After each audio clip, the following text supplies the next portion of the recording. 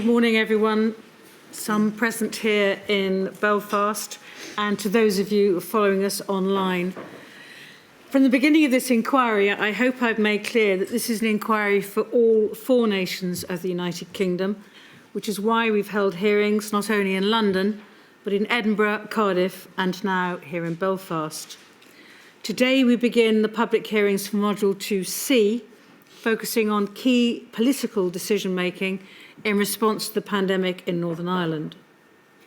I'm very conscious of the fact that there are many other issues for which people have concerns, for example, mental health, care homes and the like, on which we are not focusing in this module. But as I said to the members of bereaved families whom I met last night, those issues will be covered in later modules. I also explained to them why we cannot call more people who suffered loss during the hearings. We just do not have the time. We have to press on, and I have to publish any recommendations before memories fade and people forget the appalling suffering caused by the pandemic. We will need the support of the public and the media to ensure any recommendations I make are implemented. To help remind us all of why the inquiry matters, we start each module with an impact film. Like its predecessors, the impact film for this module is extremely moving, and there will be those who find it too distressing to watch. It lasts 20 minutes. I will pause in a moment to allow those who are in the hearing room who wish to do so to leave for a few minutes, and those who are following online who may wish to press mute or pause the streaming. After the film has been played, Ms Claire Dobbin, King's Counsel, lead counsel to the inquiry for this module, will begin her opening submissions. She will explain in some detail what we shall be examining in this module and what the issues are that need resolution. So with those who would like to leave the hearing room or press pause, please do so now. Thank you.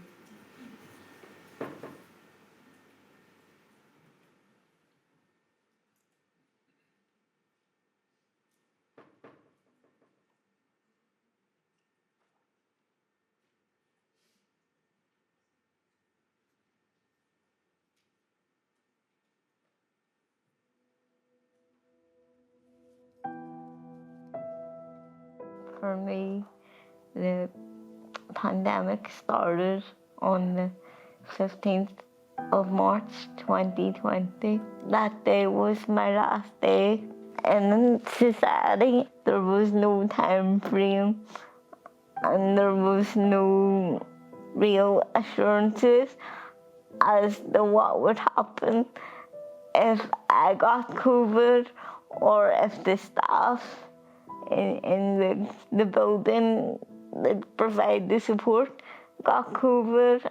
We didn't have any say or any real choice when you lived in care. I know people who didn't have care at all for weeks at a time because they lived in their own home and the community cares were few and far between. But we had people that were laid off from shops or still working part-time in shops but coming in to care for us after maybe working a shift in a shop, and yet no, our families weren't allowed to come, so it didn't make sense. We were the ones that were inside imprisoned in our own homes for no fault of our own, just because we were deemed to be extremely vulnerable. So we just have to make sure now that we're not left behind going forward and that we're not treated differently going forward. In November of 2020, I got pregnant for the first time. But shortly after I found out that I was pregnant, I had a miscarriage. And I called the hospital, like, what am I supposed to do? I'm bleeding, I'm pregnant. And they said, there's nothing you can do. We can bring you to the hospital because that's not an emergency. You just take some painkillers and take another pregnancy test in about 5 days to a week just to confirm you're not pregnant anymore and let us know. I got pregnant again with my daughter. I was quite disappointed and afraid because of the situation that happened before, so I decided to go private for that. Going private for a pregnancy here costed us about £4,000, but it was worth every penny because at least we were able to see a doctor every time. When I went to have my daughter, it was a planned section, a scheduled section, because I had other health issues. And my husband, he was there with me waiting for the section. 2 hours after she was born, they brought me to the ward and he went home. And he could only see me for 2 hours every day while I was there with my daughter, and I was with her by myself. I feel very robbed of this whole first child experience, especially because my parents live away. I always see these people having their babies and the family goes to visit, and she's the first granddaughter on both sides, and we were not allowed any of those things. He was in hospital in 2020 on 5 separate occasions, each time with neurosurgery. That was extraordinarily difficult. At times, they would have different staff nurses, ones who understood the rules and ones who didn't really understand the rules. It depended on who was in charge that day, and that was unfair. And it wasn't that they were uncaring, it was just inconsistency. And I think for the future, they have to get that right, particularly for people like Peter. Because of COVID, I couldn't go to the low vision clinic. So they phoned me up and said, "Now, Peter, tell me, how has your eyesight been without even looking at me?" So here was a professional who clearly hadn't read Peter's notes, who clearly didn't understand that he was learning disabled as well as partially sighted, asking him over the telephone, "How has your vision been?" But there's a lot of friends of Peter's who have no family and nobody to speak for them. And so if the staff don't have the skills to understand the difficulties that people with learning disability, which are many and varied, then how can they care for that patient adequately? More needs to be done for learning disabled adults. So now, hopefully, lessons will be learned and they'll do the planning now so that in the eventuality, and let's hope it never happens, but if it does happen again, they'll have a plan that they can put into effect. My parents, both of them, died from COVID 4 days apart. My mum got one of the letters that she had to isolate, so it was only me and my sister going in to help care for her. My mother was 58 years of age, mother of 6, very healthy woman. And on the 15th of January 21, she tested positive for COVID. I lost my mum. She wasn't just a statistic. She was a person who had a lot to give. My mum, she took COVID on the 10th of January in 21. I knew it because it would have been my dad's birthday that day. And I went down to see her. She was staying with my nephew because there was COVID in her home. She lived with my sister. My daddy was taken in on St. Patrick's Day, 17th of March, really, really ill. My last promise to him, he says, to look after your mummy. He knew he wasn't coming home. The next day, I went over, found my mum lying in bed, face all blue. I thought she was dead. I had to phone another ambulance, so that was both my parents. And at the same time, and then the country went into lockdown while they were in hospital. No, I would have been 27 weeks pregnant whenever I'd caught COVID. I'd phoned the hospital that I was at just for kind of advice and on what to do. And I had said that his movements had started to reduce. They didn't really want me coming into the hospital because they were wanting to reduce the spread of infection of COVID. On that particular week that I got COVID, there was 17 in total in work that came down with it. And because I live with my mum, she tested negative and I was positive, so we got her out of the house. Myself and my husband was actually in isolation. I wouldn't go near mummy because she was seen as vulnerable and she had to shield. You know, she was 56, she's still, very young. It just felt hard for us because we couldn't go over and see her. or do stuff for her. My dad relied on my mum and social care workers. One of the healthcare workers, they requested a hospital appointment and he went in for a routine exploratory investigation. And he was tested when he went into hospital and was COVID negative. He was not tested prior to his discharge. When he arrived home, he was semi-conscious. He'd lost so much weight and he was a shadow of his former self. My mum had such a severe infection in her leg. She was advised to go to hospital, go to A&E. We were told that somebody in my mum's ward tested positive, the furthest away from my mum. My mum came down with the symptoms. The hospital had been moving people in and out of her ward, even though it was in isolation. Then they tested her for COVID-19 and it came back positive. We got a call then to say that mum had taken a turn for the worst. My brother phoned to say that my mother was being taken into hospital, that she was having difficulties breathing. I phoned the hospital about 4 hours after that and they said that she had double pneumonia, but she's on oxygen at the moment and all, and as a 58-year-old woman, she should be fine.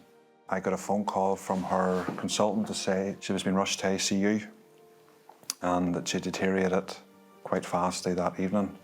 And the doctor phoned me and says to me, "It's a pity, your mother's only 58, I have to ventilate her." And I was like, "You have to ventilate her?" She says, I don't think your mother's going to make this.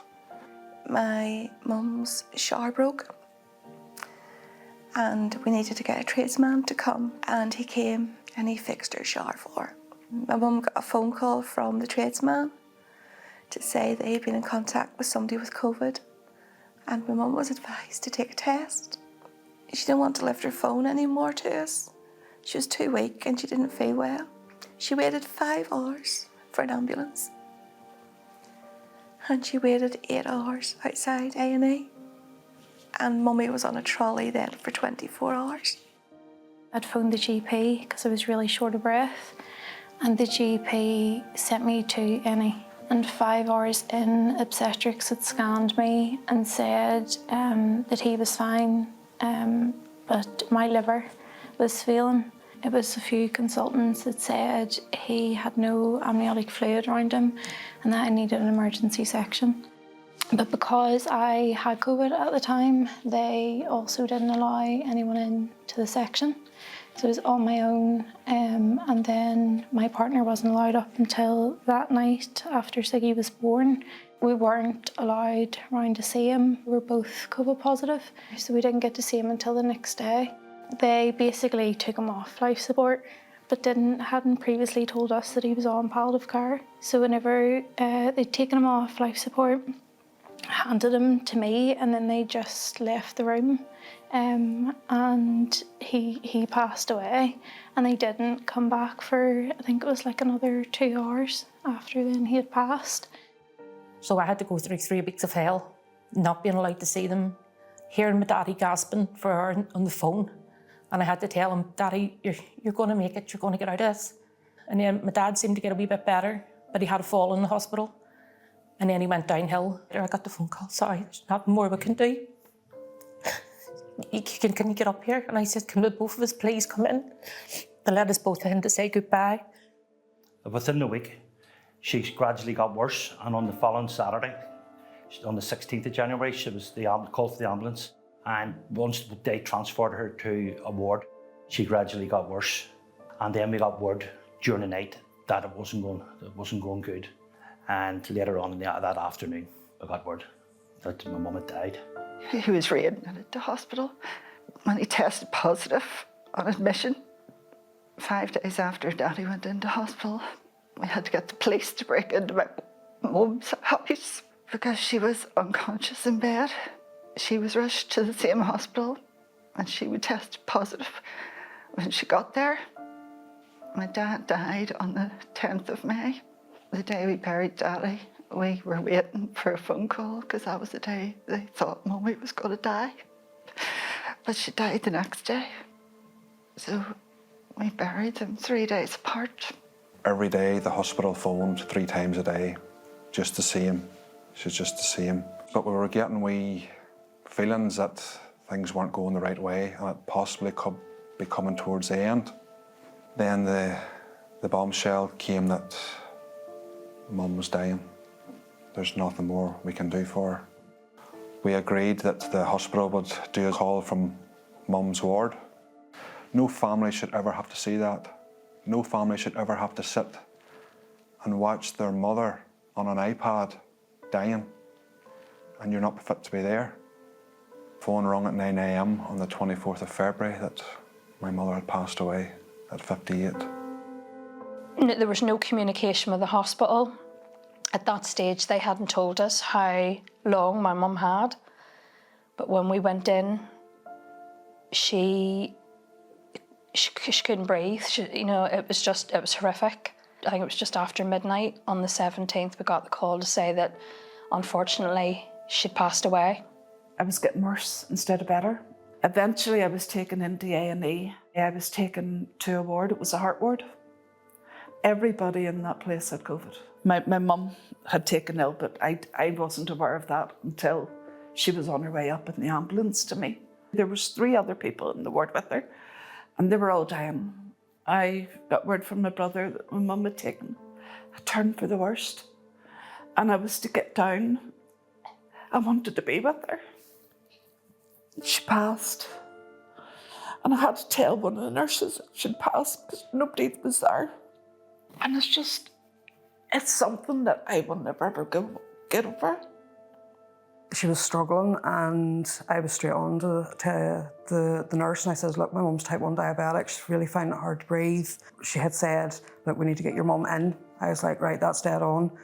I rang and I was speaking to one of the nurses and they were like, we don't have anybody of that name here. And I went, she's literally just been transferred up to you guys. And then I heard somebody talking in the background and I heard them saying, no, she's been taken to ICU. And we got to talk to her through a phone at a small window to say her last goodbyes. Through that window, that's all I can see every time I picture her. Is lying in that bed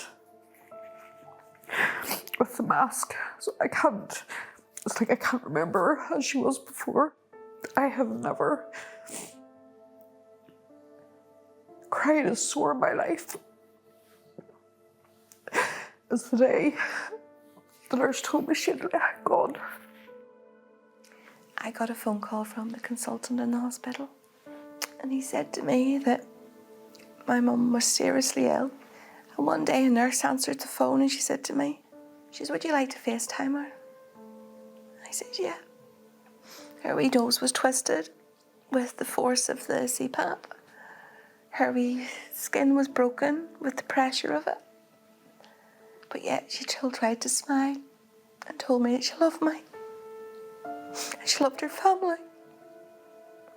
There was a DNR, do not resuscitate, on the board behind my mum.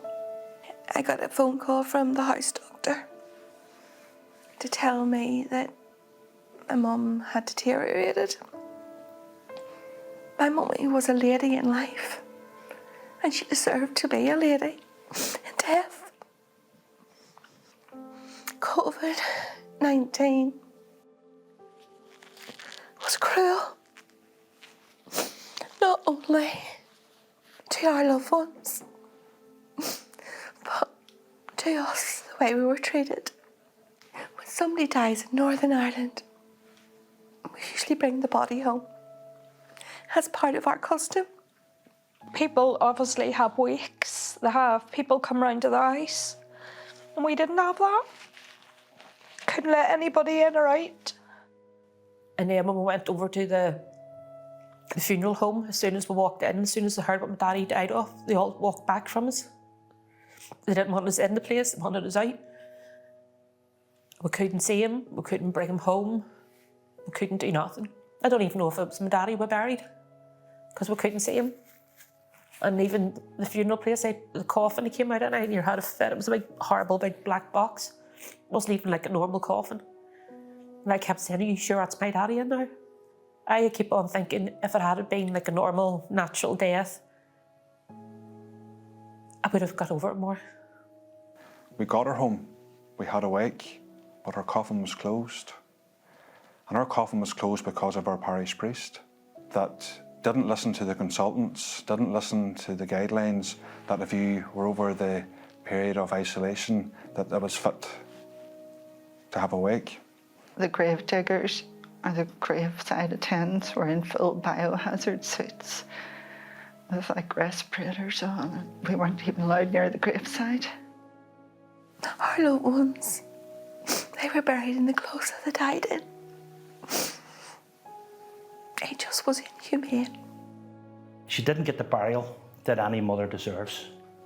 And certainly she was a lady. There's lots of us throughout the United States, the world, that's suffering the same, you know. It's impacted a lot of families. And we're no different. I mean, we were lucky. We got 90 years out of her. Some people didn't get that. My mum was a human being. She was loved by her whole family. And she's not just a statistic. Communication is a very basic human skill, and lack of communication can cause such issues. And in this day and age, there's no excuse. Communication is at our fingertips 24/7, and there's no reason why it shouldn't be done. The lack of family presence in the hospital at that time had major detrimental effects on not only the patients, but the families who then have to live with the consequences for years, for a lifetime. I don't think any of us are ever going to get over this. We've never properly grieved, and I think that's probably the reason why. We never got to say goodbye to her, and in fact, the one thing that sticks with us is my mum was saying, "Please don't leave me," when we had to walk out that door. And had we have known that we'd have got a call a few hours later to say that she'd died, we would never have walked out.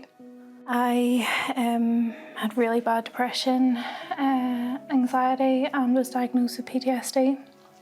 So for the last just over 2 years, I've kind of been passed about pillar to pillar, to be quite honest. The biggest thing that I would want from it is if mums are phoning maternity, and they're, especially if they're COVID positive, to listen and, you know, take it serious. I don't feel like anybody's taking any accountability. My family will never get over the way we were treated, the way my mother was treated. COVID has a lot to answer for. The politicians, the hospitals, the government have a lot of questions that need to be answered.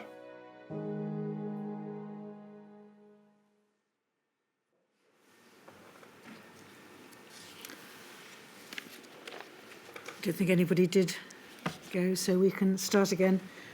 Ms. Dobbin. Thank you. My lady, I was going to start, if I may, by introducing those who appear before you. I know that some of them are familiar, some of them maybe less so. The Northern Ireland Covid-19 Bereaved Families for Justice are represented by Mr McGarity, Mr Wilcock King's Counsel and Miss Campbell King's Counsel.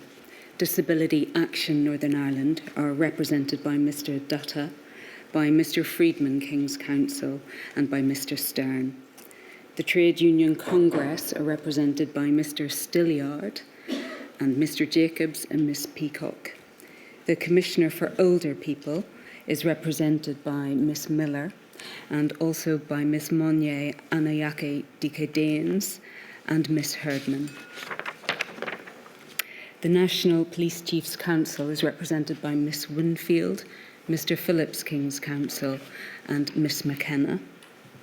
The Northern Ireland Department of Health is represented by Miss Irwin, by Miss Murnahan King's Counsel, by Miss Fee King's Counsel, by Mr Kennedy and Miss Jones.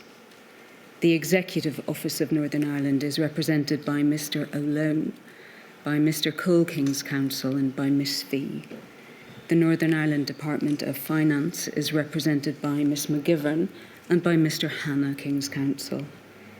Baroness Foster is represented by Mr McBurney and by Miss Ellison.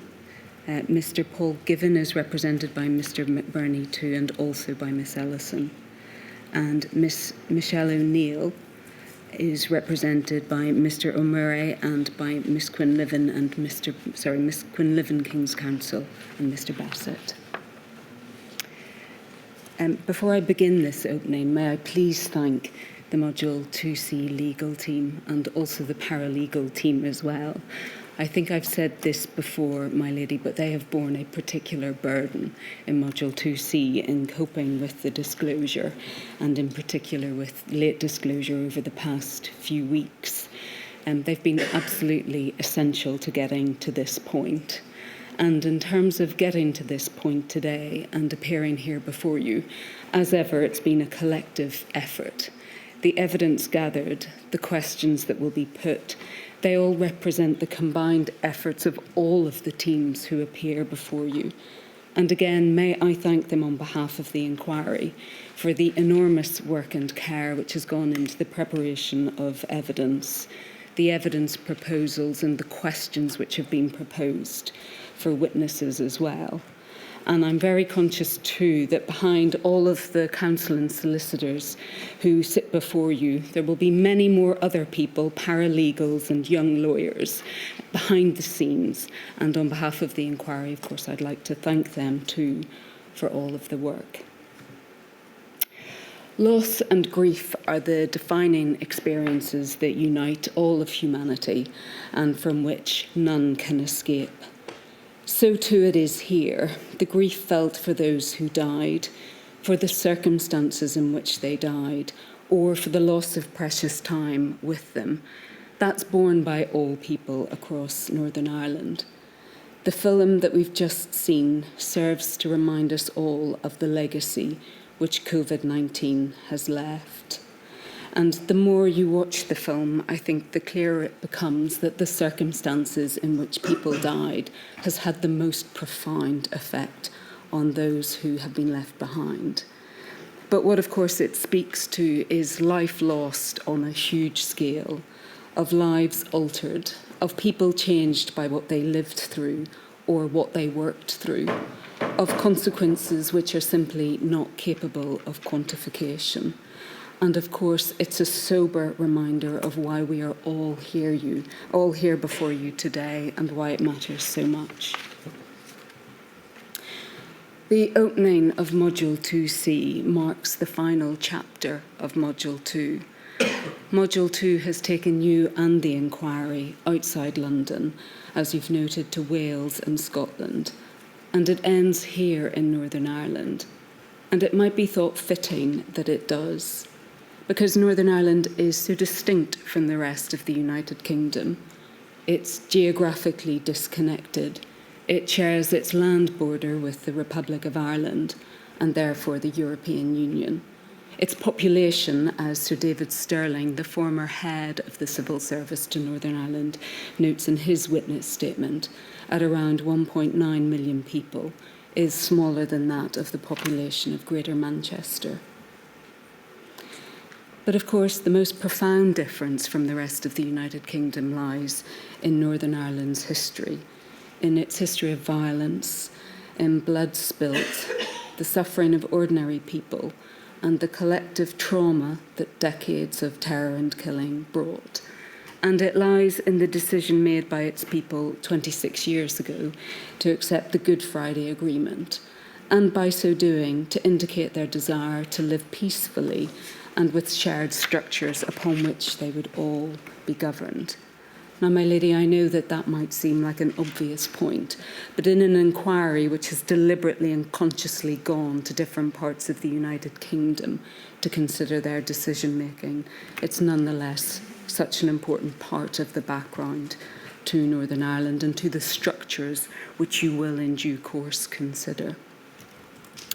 In responding to Covid-19, Northern Ireland ministers had to negotiate relationships with both Westminster and the Republic of Ireland.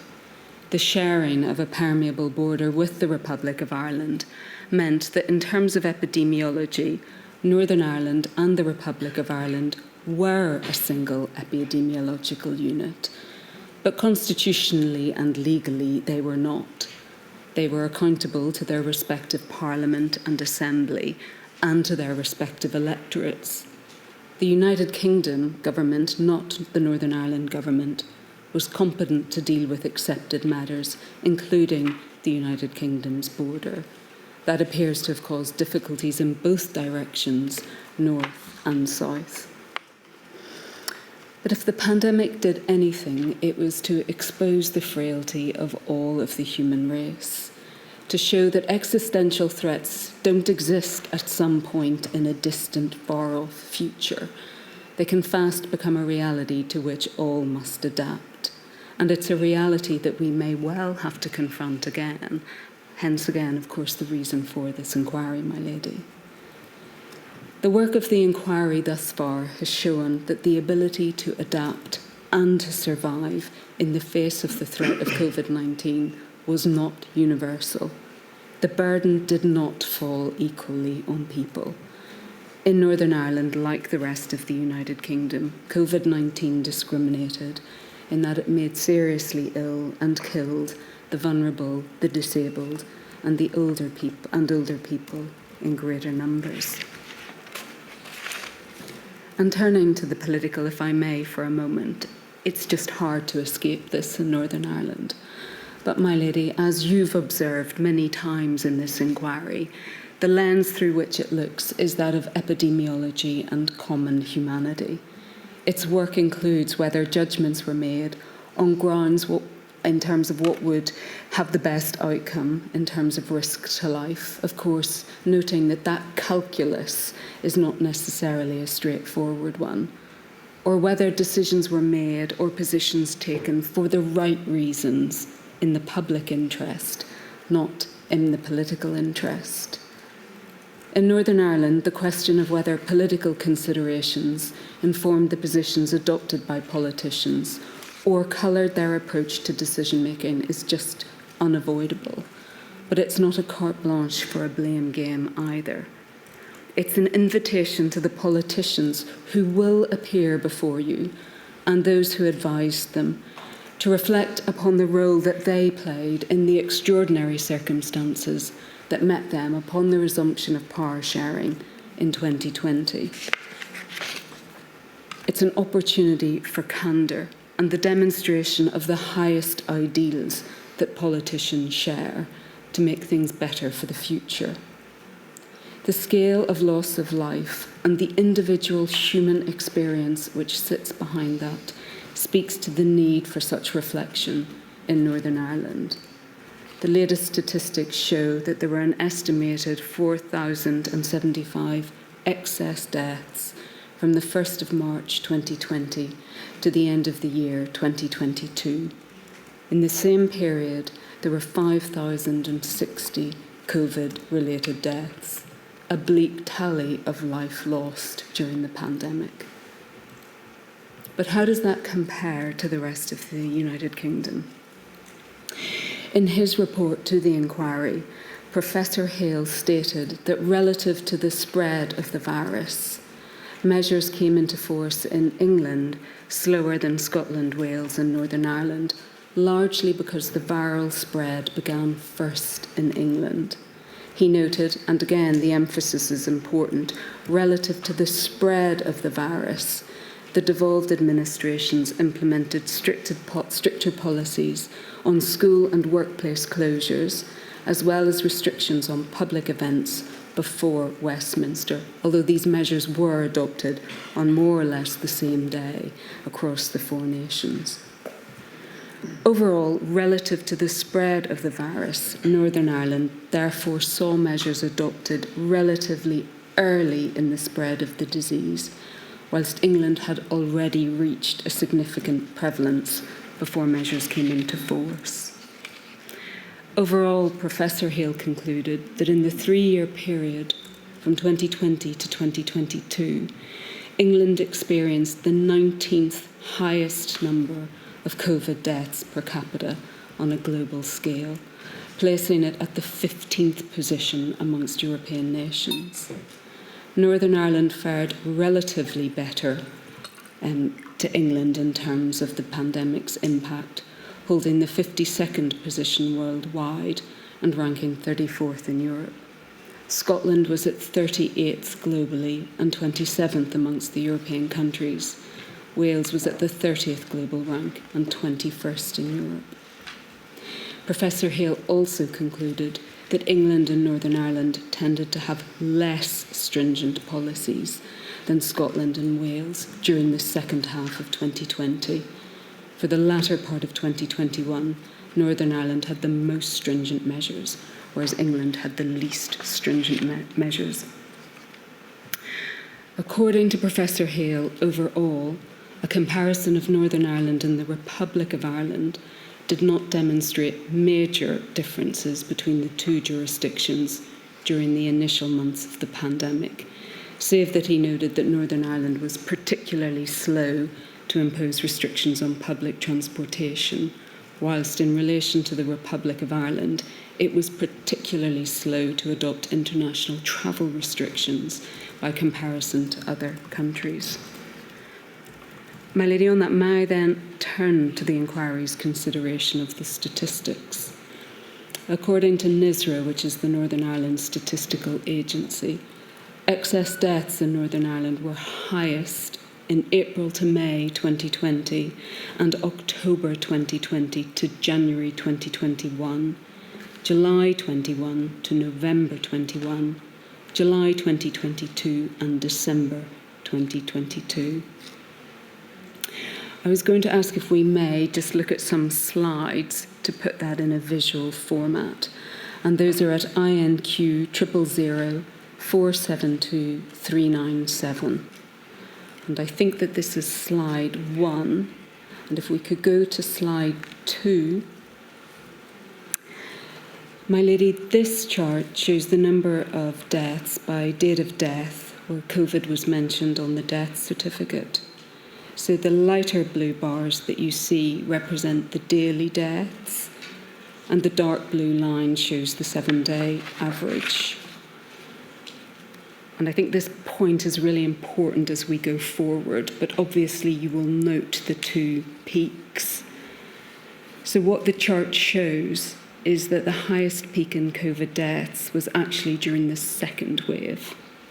So at the peak of the second wave in January 2021, there were 35 deaths in a single day, whereas the number of deaths per day in the first wave peaked at 25. And again, you'll notice, and this is important for the evidence that we'll hear, you'll see the duration of that wave in the latter part of 2020 and into January 2021 and into early spring. And that's likely to be quite an important focus for Module 2C and why it was that the peak looks like that in the second, as it were, wave of the pandemic. If we could go to slide 3, please. This is the slide which shows us COVID deaths and excess deaths together. My lady, I know that you're familiar with the concept of excess deaths, but perhaps for those who aren't, they're calculated by comparing deaths from all causes, and that includes non-COVID ones, for a given period, and you compare it to the average for the same time of year in 2015 to 2019. So, for example, comparing March 2020 to the average for March across 2015 to 2019. And again, what you can see from this chart is the general link between periods of high numbers of COVID deaths and periods of high excess deaths. So you can see, if you look at spring 2020, that the wave of deaths there, COVID deaths, resulted in an almost identical spike in excess deaths as well. But what you can also see then, if you trace the lines across, is the link between COVID deaths and excess deaths weakens in Northern Ireland. So although the second wave of COVID was associated with a period of significant excess deaths, there were substantially fewer excess deaths than COVID deaths. We'll obviously explore this with the Chief Scientific Advisor to Northern Ireland. It may mean that those who died of COVID at this point may have been vulnerable to dying from other causes. It may also be explained by a reduction in death from other causes as well, due to behavioural changes. So, my lady, in other words, sadly, it may mean that in the second wave, those who were vulnerable to becoming ill and dying died in that wave. But again, as I've said, we'll ask the Chief Scientific Advisor a bit more about that. If we could go to the next slide, please. This is the United Kingdom comparisons. And again, this seems to illustrate that point that in the first wave, Northern Ireland experienced much lower levels of mortality than other UK nations. But that again, when it came to the second wave, Northern Ireland had more similar levels of mortality to the rest of the UK. It was still lower than England and Wales, but higher than Scotland. And then if we may go to slide 5, please. These are the age standardised mortality rates. Again, my lady, I know that's a concept that you're familiar with. But because the risks of COVID differ substantially by age, and Northern Ireland has the youngest population of the 4 nations, controlling for differences in the age profile of the different nations arguably leads to fairer comparisons. So you can see this chart is based on ONS data that's controlled for those differences in ages. It shows deaths added up cumulatively over the course of the pandemic and compares this to the cumulative total to the level that would be expected over the same duration of time historically. And again, this suggests that for the whole of the period of interest to the inquiry, the cumulative excess mortality was lower than the rest of the United Kingdom. But again, the difference was most pronounced at the peak of the first wave and the gap produced thereafter, although overall the cumulative mortality continued to remain lower than the rest of the United Kingdom. But again, I think it makes that important point about focusing as well on what happened during that second wave. Thank you. I think that can be taken down.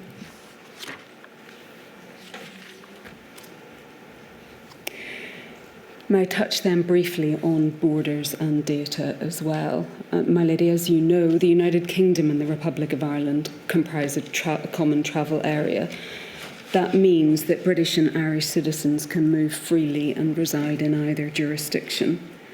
Dr. McLean of the Public Health Agency in Northern Ireland explains in her statement that statistical analysis of COVID's genomic sequences indicate that a majority of the introductions of COVID-19 in Northern Ireland and the Republic of Ireland until the end of May 2020 were lineages of viruses that were in circulation in England.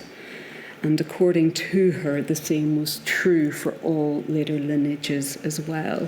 So she states that that indicates the importance of the COVID-19 situation in England for Northern Ireland.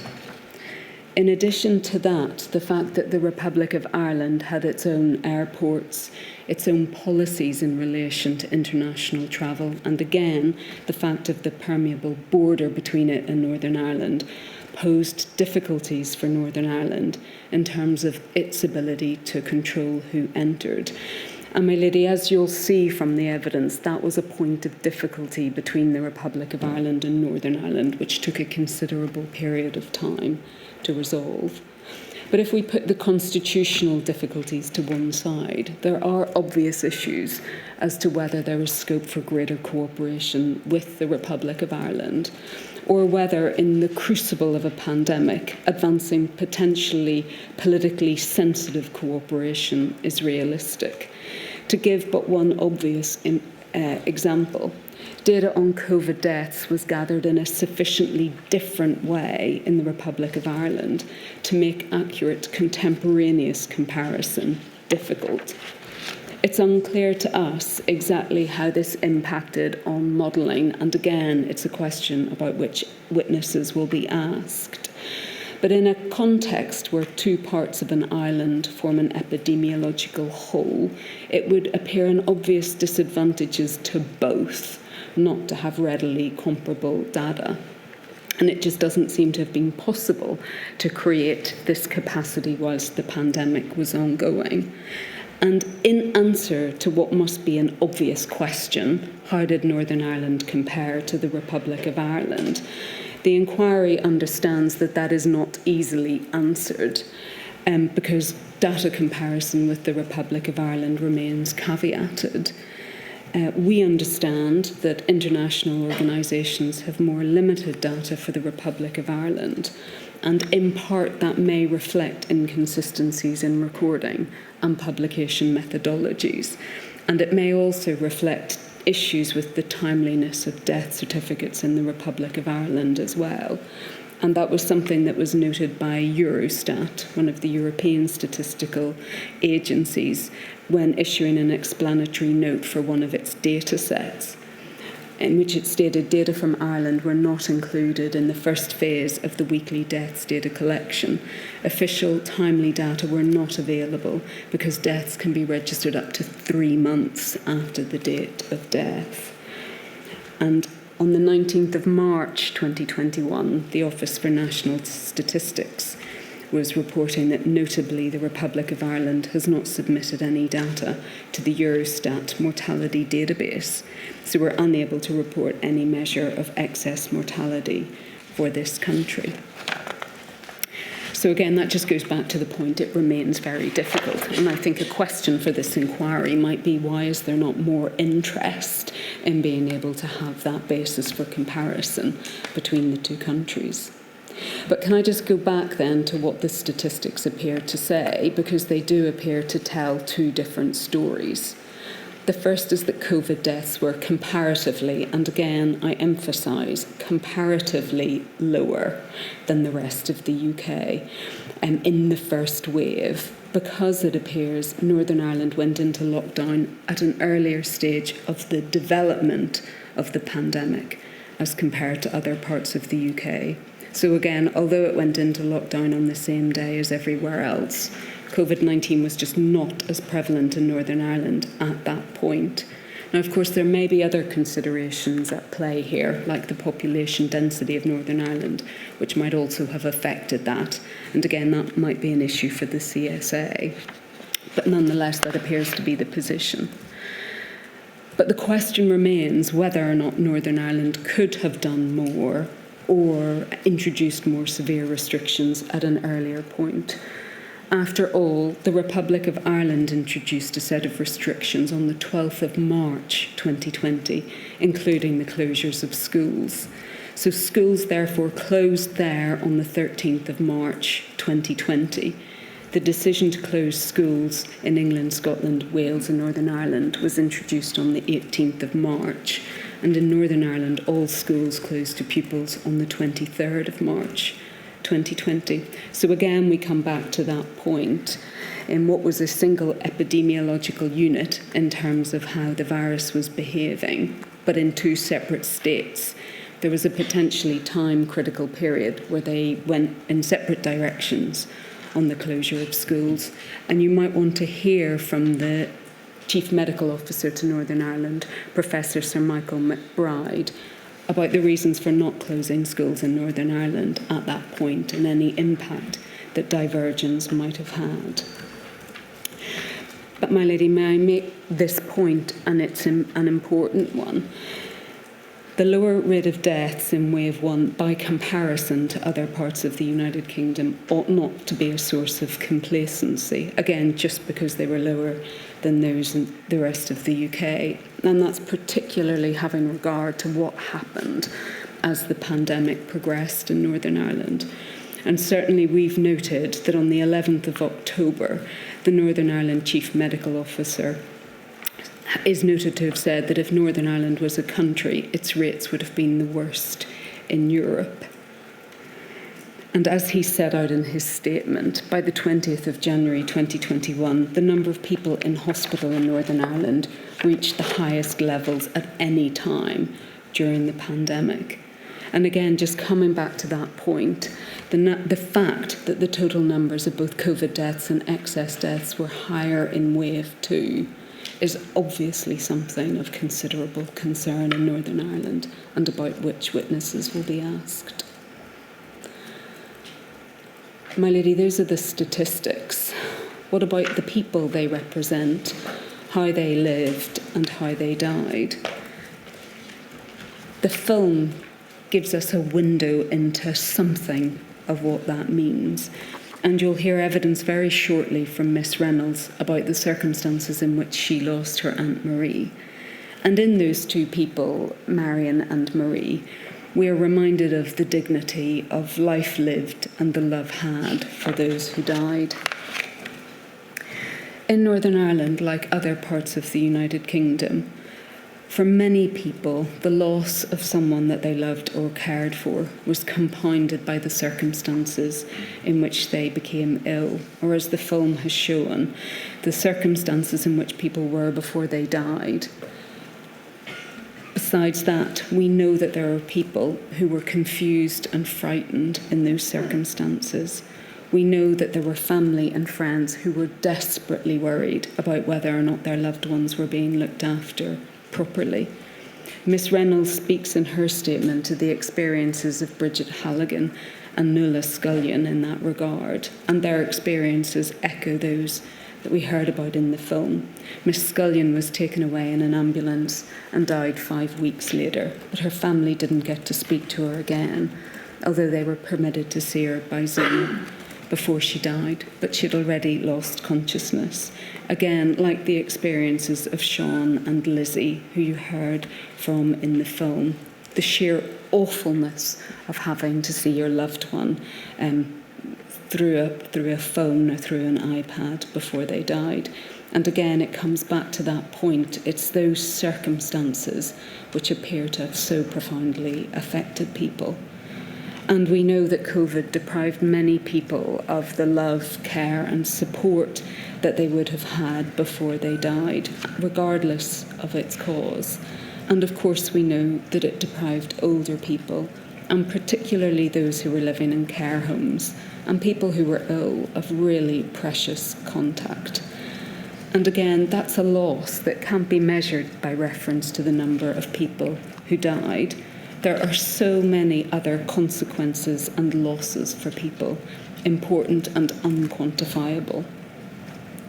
We know that the position of people who lived in care homes during Covid-19 is a matter of acute concern to core participants in Module 2C.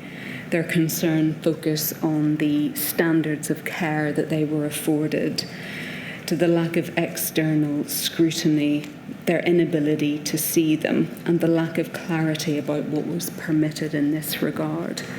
And we know that the number of excess deaths peaked in Northern Ireland in care homes in April 2020 as well. We are, of course, cognizant that the focus of Module 2C is on government decision-making, but we will also look at the extent to which the Executive Committee was apprised of the situation or inquired about care homes as well, or were involved in the decisions which touched upon them. At these times, often the only comfort that people have with each other, but we know that the ability to grieve together was very circumscribed by many people, and again, it was a theme of the film as well. The accounts of people grieving in isolation during the pandemic are extremely hard to bear. In Northern Ireland, where many people have a faith or cleave to important traditions around death, the restrictions were another source of deep pain. And I think what the film points to was the sense of loved ones not being able to give their family members the remembrance or the funeral that they deserved. And what you also heard was that sense of families feeling that their loved ones had been disrespected because of the way in which their bodies were handled as well. And that's something that we will also touch on. Just going back to the impact of the lockdowns, my lady, I know that through the work thus far, the inquiry is well aware that there are people for whom lockdowns and other restrictions exposed them to violence, to cruelty, addiction, loneliness, or caused their mental health to suffer, amongst other consequences. And as you know, there are very high levels of disability in Northern Ireland as well. You are going to hear evidence from Miss Toman of Disability Action Northern Ireland.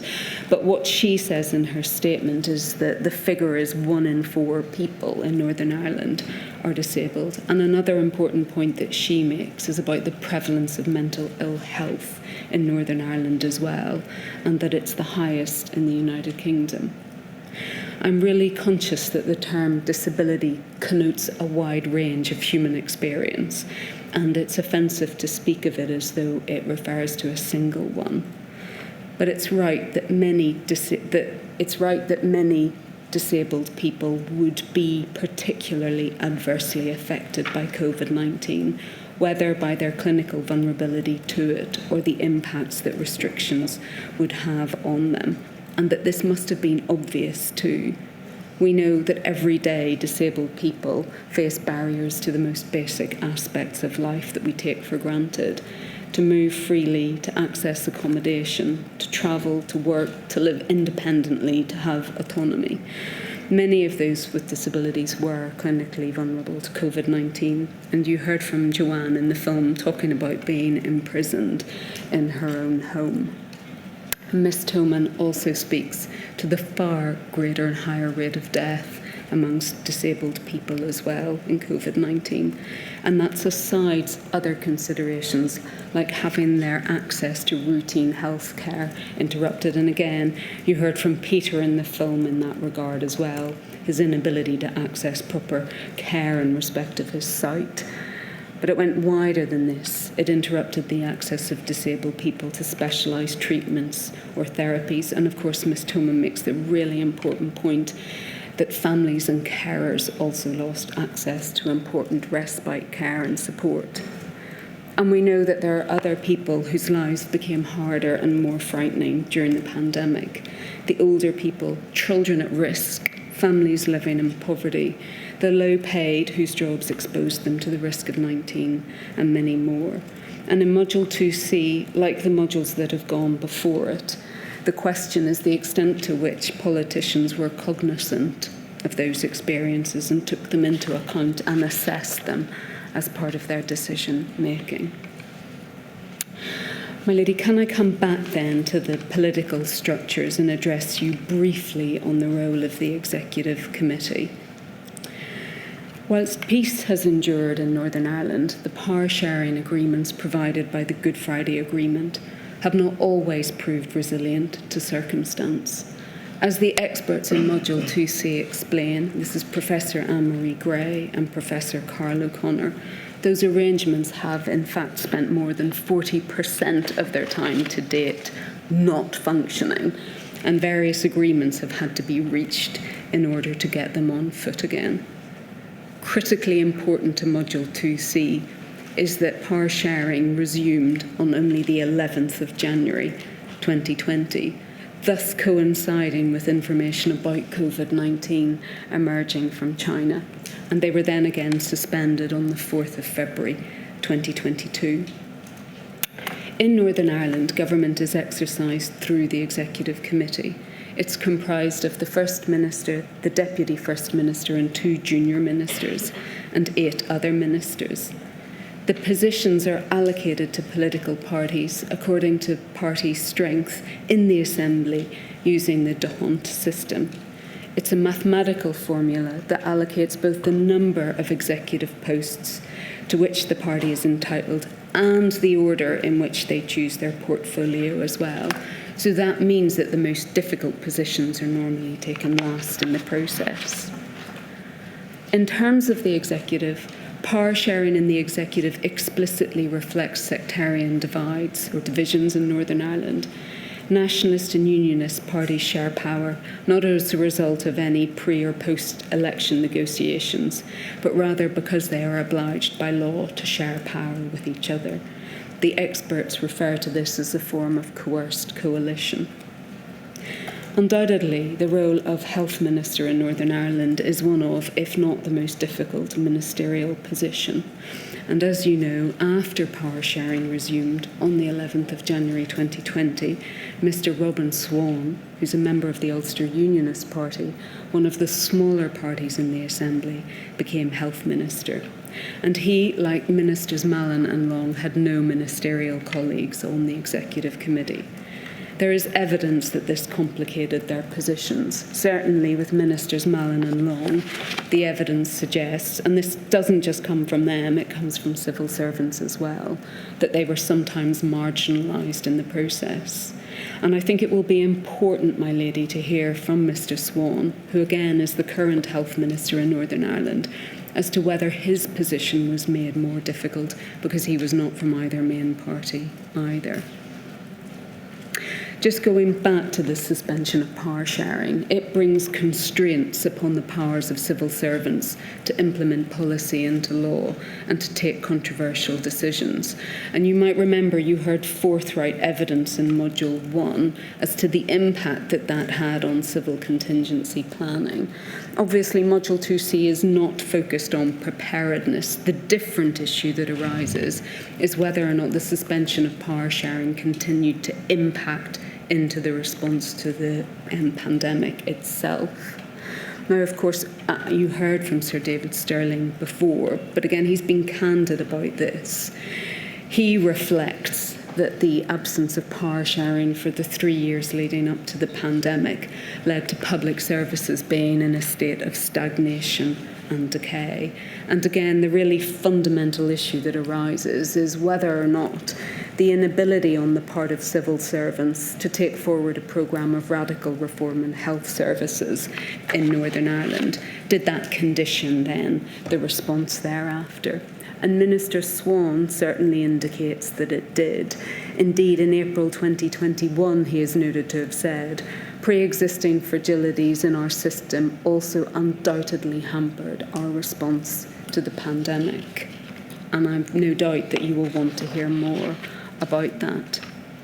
So, my lady, power sharing in Northern Ireland has proved fragile, and that precariousness forms an inevitable part of the background to the functioning of the Executive Committee in January 2020.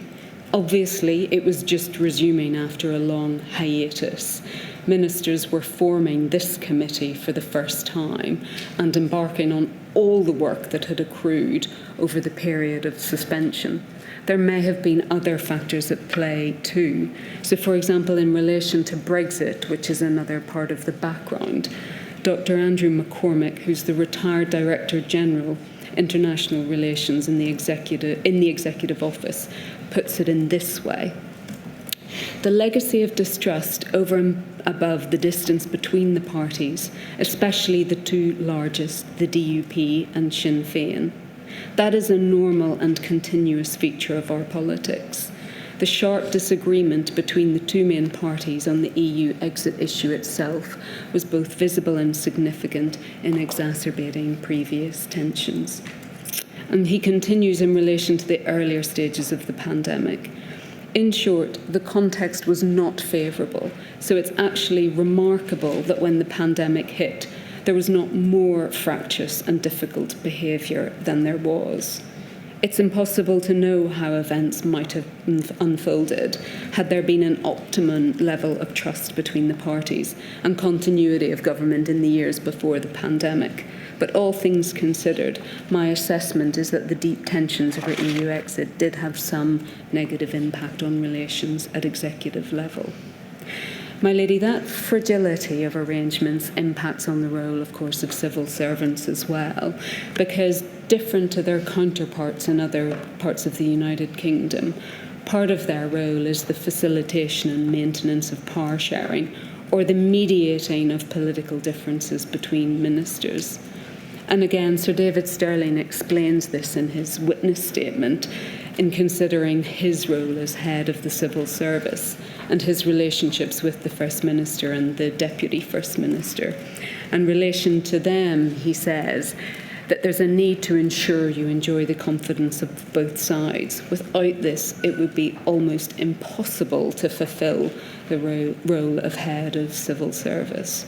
And what he speaks to in his evidence is this need for compromise and the impact that it has. And he goes on to speak of it encouraging a tendency towards the lowest common denominator. And again, my lady, that may be an important issue in Module 2C as well. In other words, did the need for compromise impact on the sorts of decisions that were made in response to the pandemic? So in Northern Ireland, there is no government of the day. There is no collective cabinet responsibility. Each minister is responsible for their own department, and each permanent secretary is responsible to their departmental committee, or as accounting officer to the Public Accounts Committee. So rather, ministers in Northern Ireland must abide by a pledge of office. This requires them, amongst other things, to discharge in good faith all duties of office, to serve all the people in Northern Ireland equally, to promote the interests of the whole community represented in the Assembly towards the goal of a shared future, to participate fully in the Executive Committee, the North-South Ministerial Council and the British-Irish Council. According to the Northern Ireland experts in Module 2C, the lack of collective responsibility can lead to a siloing of decision-making and budgets. And my lady, if you think about it for one moment, you can see this. Departments that are headed by ministers who aren't just from different parties, but who are oppositional to each other, might well encourage a tendency towards being compartmented. The term siloed may be close to cliché in a public inquiry, and also it's sometimes a convenience as well to refer to decision-making being siloed. But there is some evidence that that compartmentalised sense of departments operating did have some impact. So Miss Sue Gray, who again will give evidence in Module 2C, says this: by design, individual departments are not generally subject to central control, and by law, civil servants must act under the direction and control of their minister. In those circumstances, it would not be consistent to require civil servants to serve the government of the day rather than their own minister, and that inevitably led to an element of silo working. And again, just coming back to Sir David Stirling, what he says is that ministers are expected by the ministerial code not to publicly criticise decisions lawfully made at the executive table. But, my lady, I think you'll see evidence that ministers do appear to have been willing to make public statements critical of each other or of the position taken by the executive committee. And I think another thing that you will see reflected in the notes of the executive committee meetings is the almost constant references to information being leaked, and often during executive committee meetings themselves. And again, this is a matter that we're going to turn to in evidence as well, because it's really difficult to see how that loss of confidentiality in discussions couldn't have impacted upon decision-making, still less in the relationships between individual ministers. So, my lady, the resumption of power sharing in Northern Ireland and the emergence of the pandemic coincided with each other. As ministers took up their briefs and civil servants pivoted towards government with ministers, so too was the pandemic gaining momentum across the globe and alarms about it being sounded. It is, of course, no part of this inquiry's role to critique power-sharing structures, because they are quite simply the basis upon which Northern Ireland is governed and were voted for by the people in Northern Ireland.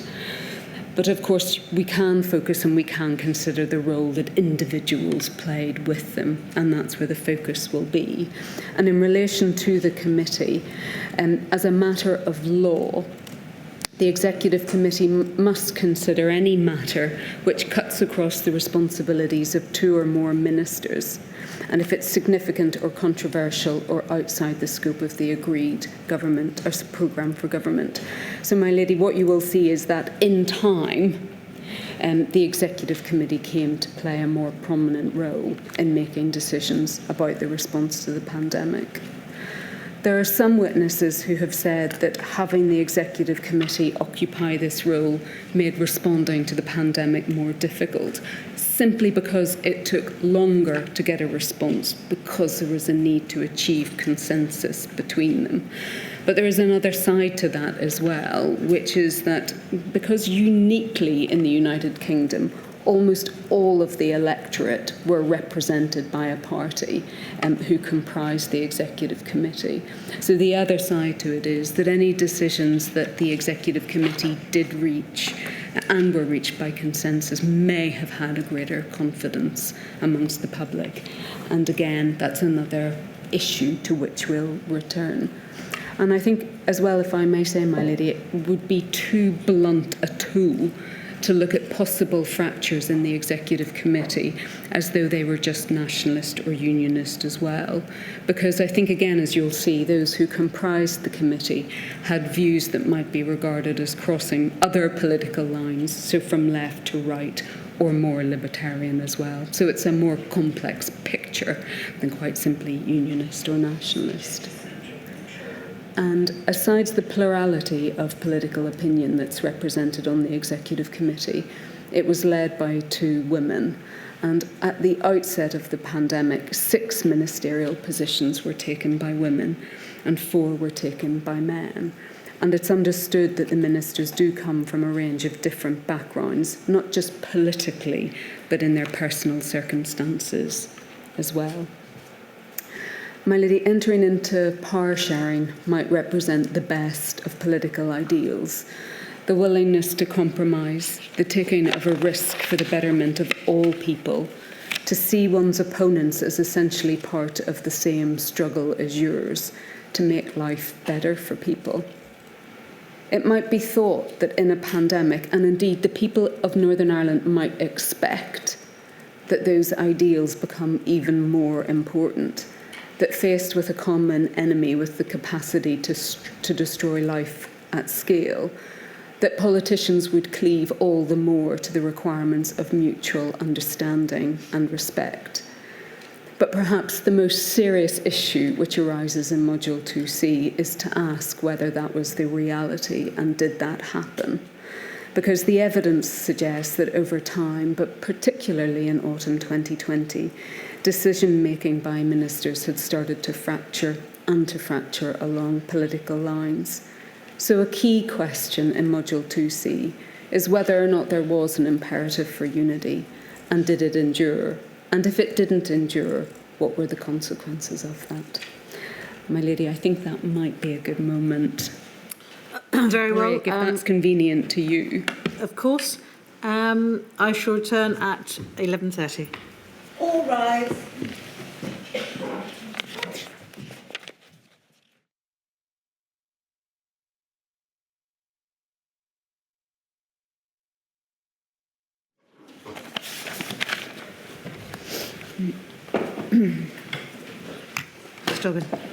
My lady, I was going to move on to address you on some of the facts, if I may. I was extremely conscious in preparing this opening that there probably wasn't going to be the time to set out all of the facts in as much detail as they require.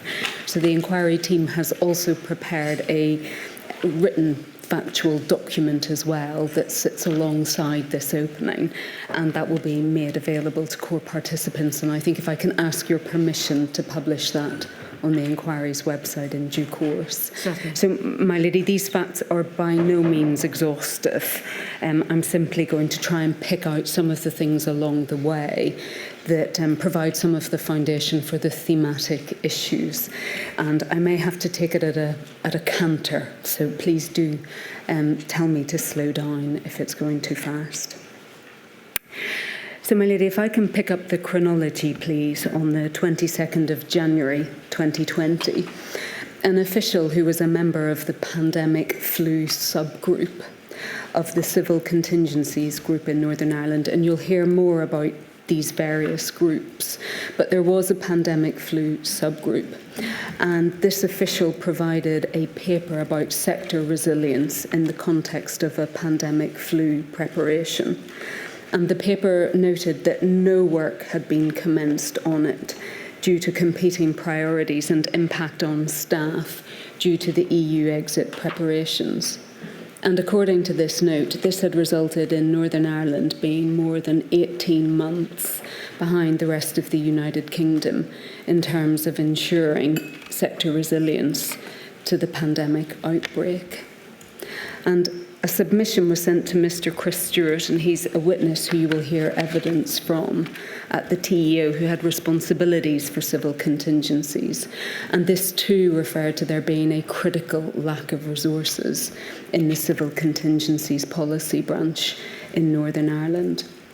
Now, we know that on the 24th of January 2020, Minister Swan attended the first COBRA meeting, although it wasn't until the 2nd of March that the First Minister and the Deputy First Minister started to attend those meetings. You'll know from the other parts of the module that there was an important email on the 25th of January from Professor Woolhouse in Scotland, and he had emailed various people in Westminster to say that, having looked at some of the figures that were now becoming available, that if they were put into an epidemiological model for Scotland and many other countries, that you would likely predict that in over about a year, at least half of the population would become infected. The gross mortality rate would triple more at the epidemic peak, and that the health system would become completely overwhelmed. And that information was passed to the Northern Ireland CMO. So, my lady, that goes to the point about the exchange of information at the earliest stages of the pandemic. And in the same chain, the Northern Ireland CMO thanked Professor Sir Chris Whitty, noting, as ever you are, will be doing a lot of the heavy lifting for us and providing much appreciated expert advice. I think, my lady, at that stage, certainly speaking perhaps to reliance upon the Chief Medical Officer at Westminster in terms of guidance. You'll know that there was a further COBRA meeting on the 29th of January, and again Minister Swan attended that. There was an official from the Northern Ireland Executive, Miss Rooney, who was sitting on the COBRA meeting and emailed during it. She noted that the Health Minister had asked if the First Minister and the Deputy First Minister were being briefed. And her email also noted that it was anticipated that Covid-19 would become a global pandemic over the next 3 weeks. And in reply, Mr. Stewart said that this was a stark assessment and that the First Minister and Deputy First Minister should be briefed about it, and that a brief on existing flu plans with a focus on the TEO role would be welcome. Ms. Rooney sent a submission, as had been requested of her and approved by Mr. Stewart, to the First Minister and the Deputy First Minister on the 30th of January.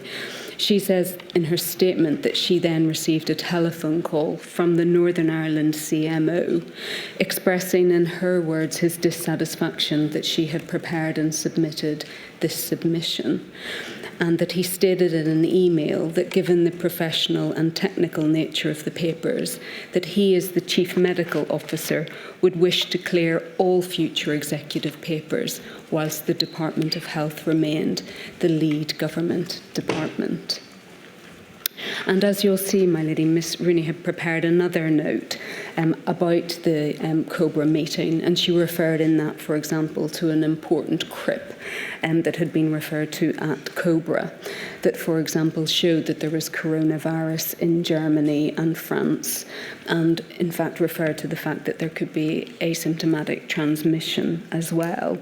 And in her note, it also referred to the fact that all departments and DAs should be putting together a reasonable worst-case scenario plan building on the work that had been done for the flu pandemic. And again, my lady, I make that point in terms of the kind of information that was coming into the Executive Office in Northern Ireland at that early point.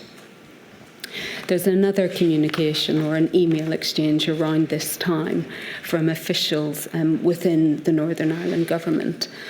And in that exchange, this was between the 30th and the 31st of January, there was reference to the fact that if the virus caused significant numbers to become ill and die with associated disruption across sectors, that would be a pan-flu type incident in which cross-government coordination would be required.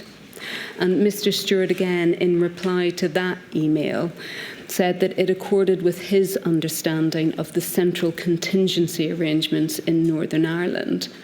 And he says this: "I did wonder why it appeared that the stand-up of Central Operations Room was being contemplated at this stage. So apology if we formed the wrong impression. We'll do some quiet planning on NICMA." And again, my lady, those are the central contingency arrangements. Stand up as a contingency in the hope that the need does not arise. So I think one sees there an issue which we will explore in more detail about what the role of the central contingency arrangements actually was in Northern Ireland in response, but certainly the indication there that it's understood that it will kick in as and when Covid-19 arrived in Northern Ireland and started to have consequences. And in fact, we see that again on the 6th of February. There was an important communication from the Director of Population Health in the Department of Health in Northern Ireland. And this stated, "I do not consider it necessary to activate NICMA arrangements at this time, unless and until the affection impairs in Northern Ireland and impacts are experienced here." Now again, by that stage, and we'll come back to this, Sir Richard Sterling had certainly attended a meeting in Westminster, and he recalled that it was being said at that meeting by the UK CMO that the Chinese government hadn't got to grips with the pandemic and that it would certainly become a global pandemic. So nonetheless, notwithstanding that information was emerging, we see the indication from the Department of Health that the contingency arrangements wouldn't be set up or wouldn't kick in until such time as the coronavirus arrived. I think you said Sir Richard, Sir David. Sir David, I'm sorry, there are a number of Richards and a number of Davids, but it's Sir David Sterling.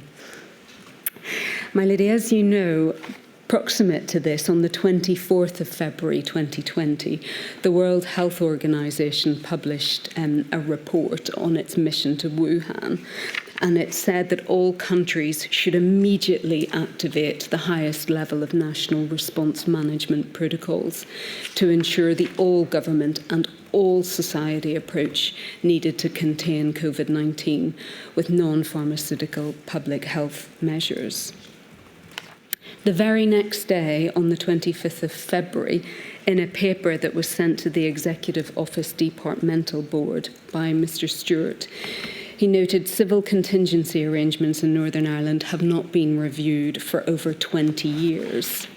He sought agreement to commission a strategic review of civil contingency arrangements across Northern Ireland to ensure effective arrangements are in place, to enable the executive to support wider citizens and wider society in the event of an unforeseen emergency, event or situation. Well, my lady, you will note the reference to an unseen emergency, and I'll return to that.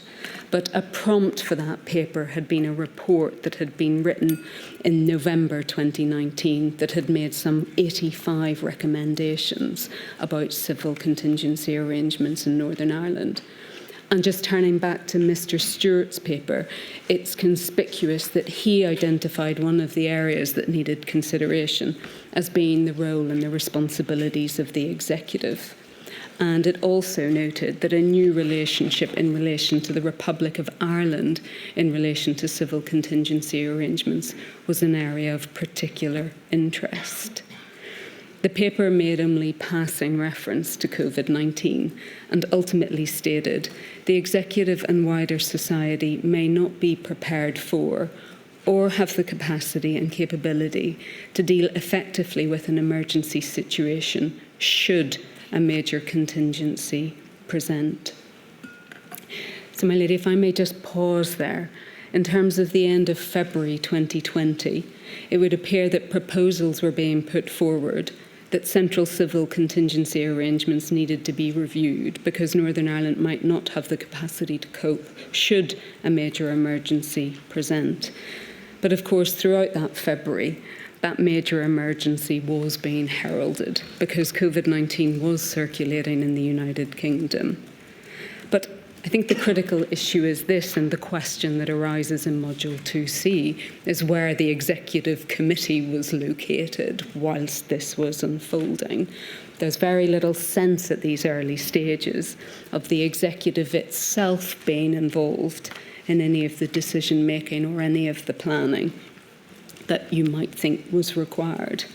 So one of the key questions in Module 2C, again, and this is a separate issue that arises, is whether or not it had the expertise or the resources to take any sort of different approach at that stage as the one that was being taken by Westminster. Now, obviously, Northern Ireland was in a distinct position.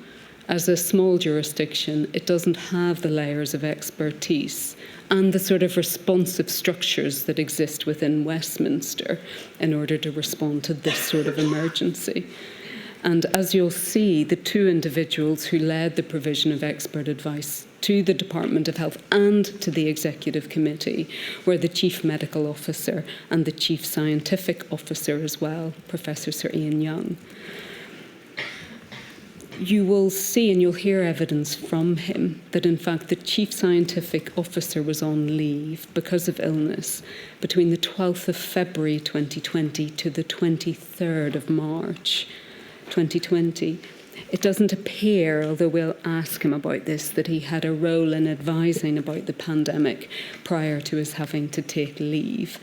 But the fact that there was no Chief Scientific Advisor appears to have had a number of consequences. So first of all, Northern Ireland had no membership of SAGE. It's unclear the extent to which anyone from Northern Ireland attended, certainly those early meetings of it. Second, Northern Ireland had no modelling capacity of its own that could be set up in an emergency situation. It was only when the CSA returned that he set up such a group. And third, until it came together for the first time on the 27th of April 2020, Northern Ireland didn't have an independent advisory group. So in other words, the sort of group that could take into account the SAGE papers and outputs and other academic work and translate that into advice to the CMO or to other audiences. By the 1st of March 2020, Northern Ireland had its first confirmed positive result for COVID-19 in respect of someone who had travelled from an affected part of Italy. You'll see, my lady, we have the handwritten notes of the Executive Committee meetings, and they're much fuller than the formal notes. So from these we can discern certainly some of the discussion and the things that people said during it. And in respect of the meeting on the 2nd of March, and we understand that this was the first substantive discussion that took place at the Executive Committee, we can see from the notes that it was said most people, minor illness, light cold, 98% will get better, 5% hospital care. It's widespread, not inevitable, need to be prepared for weeks and months. 50% of the population could be affected, but a lot of minor cases, very mild. But this, need to plan and prepare for all eventualities. So in other words, my lady, we're at the start of March 2020, and there's reference being made at the Executive Committee for the need to plan. As you know, the UK-wide Coronavirus Action Plan was published on the 3rd of March, and it purported to set out what the UK had done already, what it planned to do in order to tackle the outbreak. and I know, my lady, you're familiar with the concepts that it set out, and I won't go back over those. But during Module 2, that document or that plan was subject to stringent criticism by some witnesses who thought it resembled more of a communication plan than a substantive strategy for responding to a pandemic that might threaten the life of the nation. And the evidence was that it was out of date by the time that it was published as well, because the disease had already become established. But again, the issue that arises here is how was that document perceived in Northern Ireland? On the 3rd of March, the Executive Office provided a paper to the First Minister and the Deputy First Minister. It noted that the focus was still on containment of Covid-19, but it did note that it was rapidly spreading to other countries, and explained to the ministers the concept of the reasonable worst-case scenario as well. It also spoke to the need for increasing the coordination of the wider non-health work, which was the responsibility of the TEO, and referred to the fact that a meeting had taken place of the Civil Contingencies Group on the 20th of February. And my lady, it's unclear whether or not there had in fact been any other meeting of that Civil Contingencies Group in government in Northern Ireland. And the paper set out for ministers what the civil contingencies, what the arrangements were in Northern Ireland. And it recommended to them that they note the escalating position and the need to make preparation for dealing with a potential outbreak of the disease in Northern Ireland. So, my lady, just coming back again to that fundamental point, it was the 3rd of March 2020. Looked at now, there's an obvious question as to whether or not there was a significant underestimation of the speed and scale of what was unfolding. There's very little sense in the communications of any urgency about the need to plan and respond within the Executive Committee. My lady, you'll hear evidence then about a series of communications that came from Cabinet Office, starting with the 3rd of March. And this was a commission from the Cabinet Office asking departments to set out what the impact of non-pharmaceutical interventions would be. And departments were asked to fill out a table to outline the impacts and challenges across intergovernmental dependencies if various intervention options were taken forward. And it noted that this was work that the Cabinet Office regarded as likely to have already taken place. So in other words, the Cabinet Office wasn't asked for this work to be commenced, rather it was asking to draw on work that it had assumed had already been done. And again, Miss Rooney explains in her witness statement relative to this that she went to a meeting on the 4th of March of Northern Ireland cross-departmental working groups, which had departmental leads as well who were involved in civil contingencies. And they are understood at that meeting to have had a number of concerns about the fact that aspects of the civil contingency arrangements had not been set up. And for example, that there was no hub, which is regarded as an important feature of civil contingencies, having been constituted. And Miss Rooney says that she reported this to Mr. Stewart, but that his response was that departmental colleagues would not welcome the standing up, for example, of the hub, because it would deprive them of their staff. And again, part, I think, of what was being said at that point was that they needed assistance in order to be able to respond to the central government requests for this sort of information. Again, on the 6th of March, Cabinet Office sent another email to recipients across the United Kingdom, again seeking information about the impact of non-pharmaceutical interventions. And it sought a response. It was urgent by the 7th of March, so the next day. And again, Miss Rooney made inquiries as to who was going to respond on behalf of Northern Ireland about that. And it was suggested to her that this wasn't a matter for the devolved administrations to respond to. And she didn't think that was right, it would seem. She thought that, in fact, they should have been. But it appears that, in fact, the Chief Medical Officer of Northern Ireland had taken the view that Northern Ireland shouldn't respond to that particular request. And there's an email from him which sets out his reasonings for that. And his response appeared to be predicated in part upon the fact that to respond would require modelling input. And he says this: in Northern Ireland, as you indicate, we simply do not have the modelling capacity to replicate and provide such granularity, and have not previously sought to provide the same. Given the unrealistic timeframes, it's not possible to provide any meaningful analysis. I'm unclear as to why this has now been interpreted and escalated as a must-do. This is a marathon, not a sprint. And he referred in that email to the fact that this was essentially, if I may summarise, being driven by central government because of the position which had been reached there, but said that Northern Ireland effectively wasn't in the same position. And when this was queried by officials as to whether or not they shouldn't be responding, it would appear that Sir David Stirling, in an exchange, when asked or said this: my choice is between annoying the CMO or annoying the Cabinet Office. Or so he was asked, that's the choice, annoying the CMO or annoying the Cabinet Office. And his response was, if pressed now, my advice would be to annoy the Cabinet Office rather than the CMO, and you can hold me to that. But my lady, just drawing back from that, there's an obvious issue here, because the criticism has been made, I think, that the devolved administrations felt cut off, as it were, from central government decision-making. And we will see that, and you will hear evidence about that.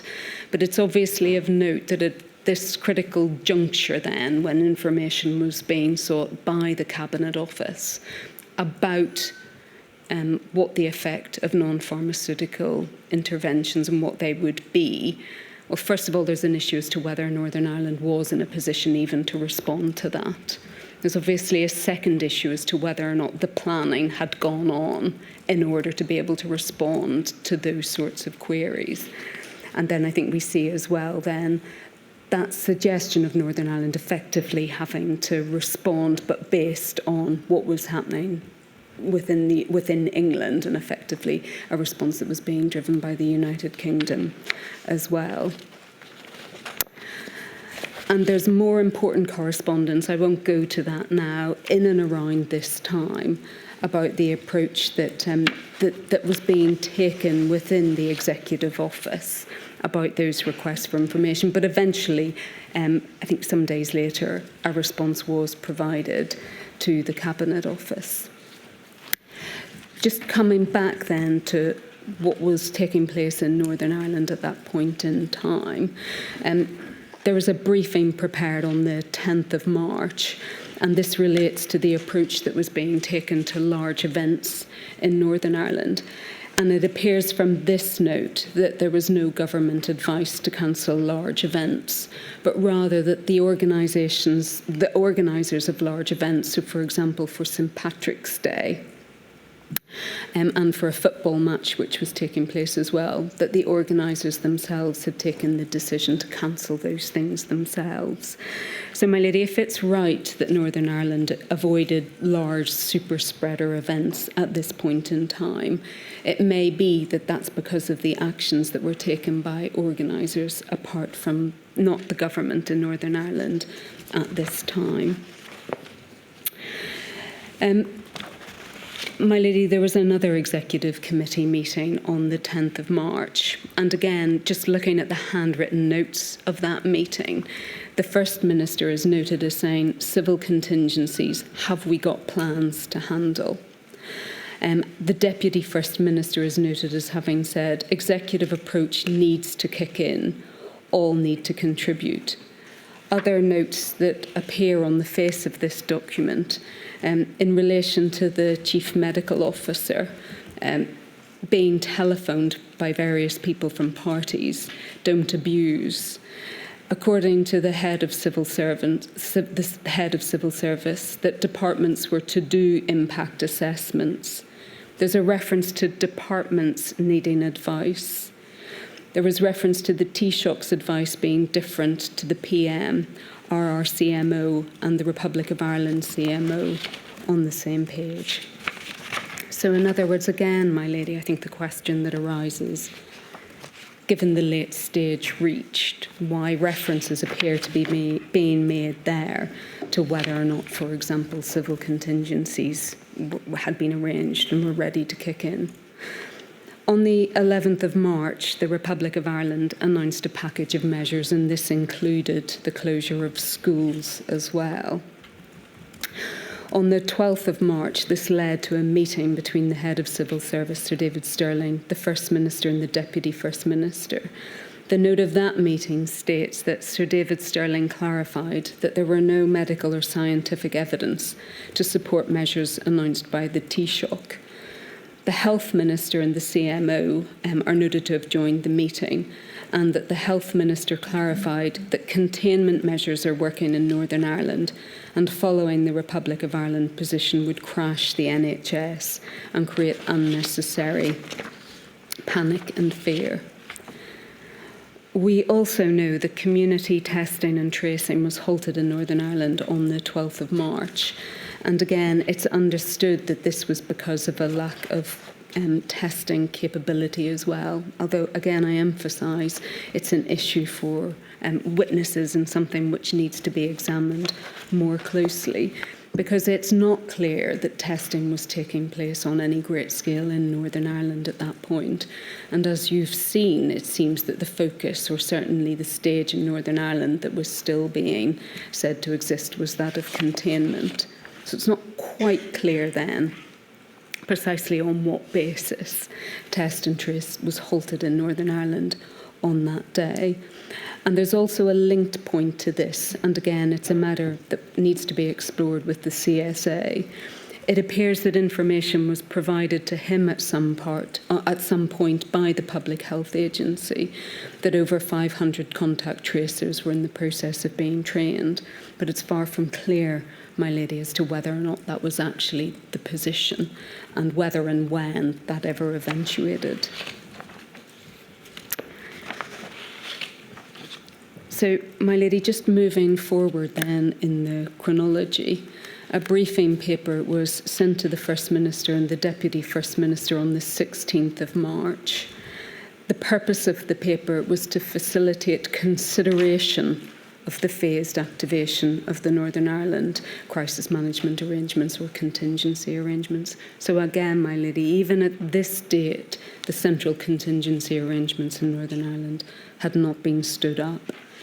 The notes of the Executive Committee meeting on that day noted that there were 45 cases in Northern Ireland and that there was community transmission. And again, there appears to be a change at this meeting in that the notes speak of obvious anxiety about what was taking place. The Deputy First Minister is recorded to have said that they lost control 2 weeks ago and that people were making their own decisions. The Minister for Communities referred to people being terrified and that there was a need to show leadership. Minister Long referred to the executive parties giving mixed messages. There were references to ministers not being shouted down. The Health Minister is recorded to have said we've been preparing for the past 7 weeks, whereas the Justice Minister is recorded to have said the executive always seems to be reacting, not leading. The Infrastructure Minister is recorded to have said we are mismanaging. My lady, I wonder if at that meeting one sees on the part of the Department of Health their position that they had been preparing for the past 7 weeks, but perhaps the suggestion that in terms of the wider context of departments, or certainly the Executive Committee, that that was not felt to be the position. And there's similarly, the notes of that meeting suggest departments can prepare their own plans, but they have to join up. And I think, again, that goes to the question of whether or not before that point in time, whether or not there had been that cross-departmental approach that might have been expected by this stage of events.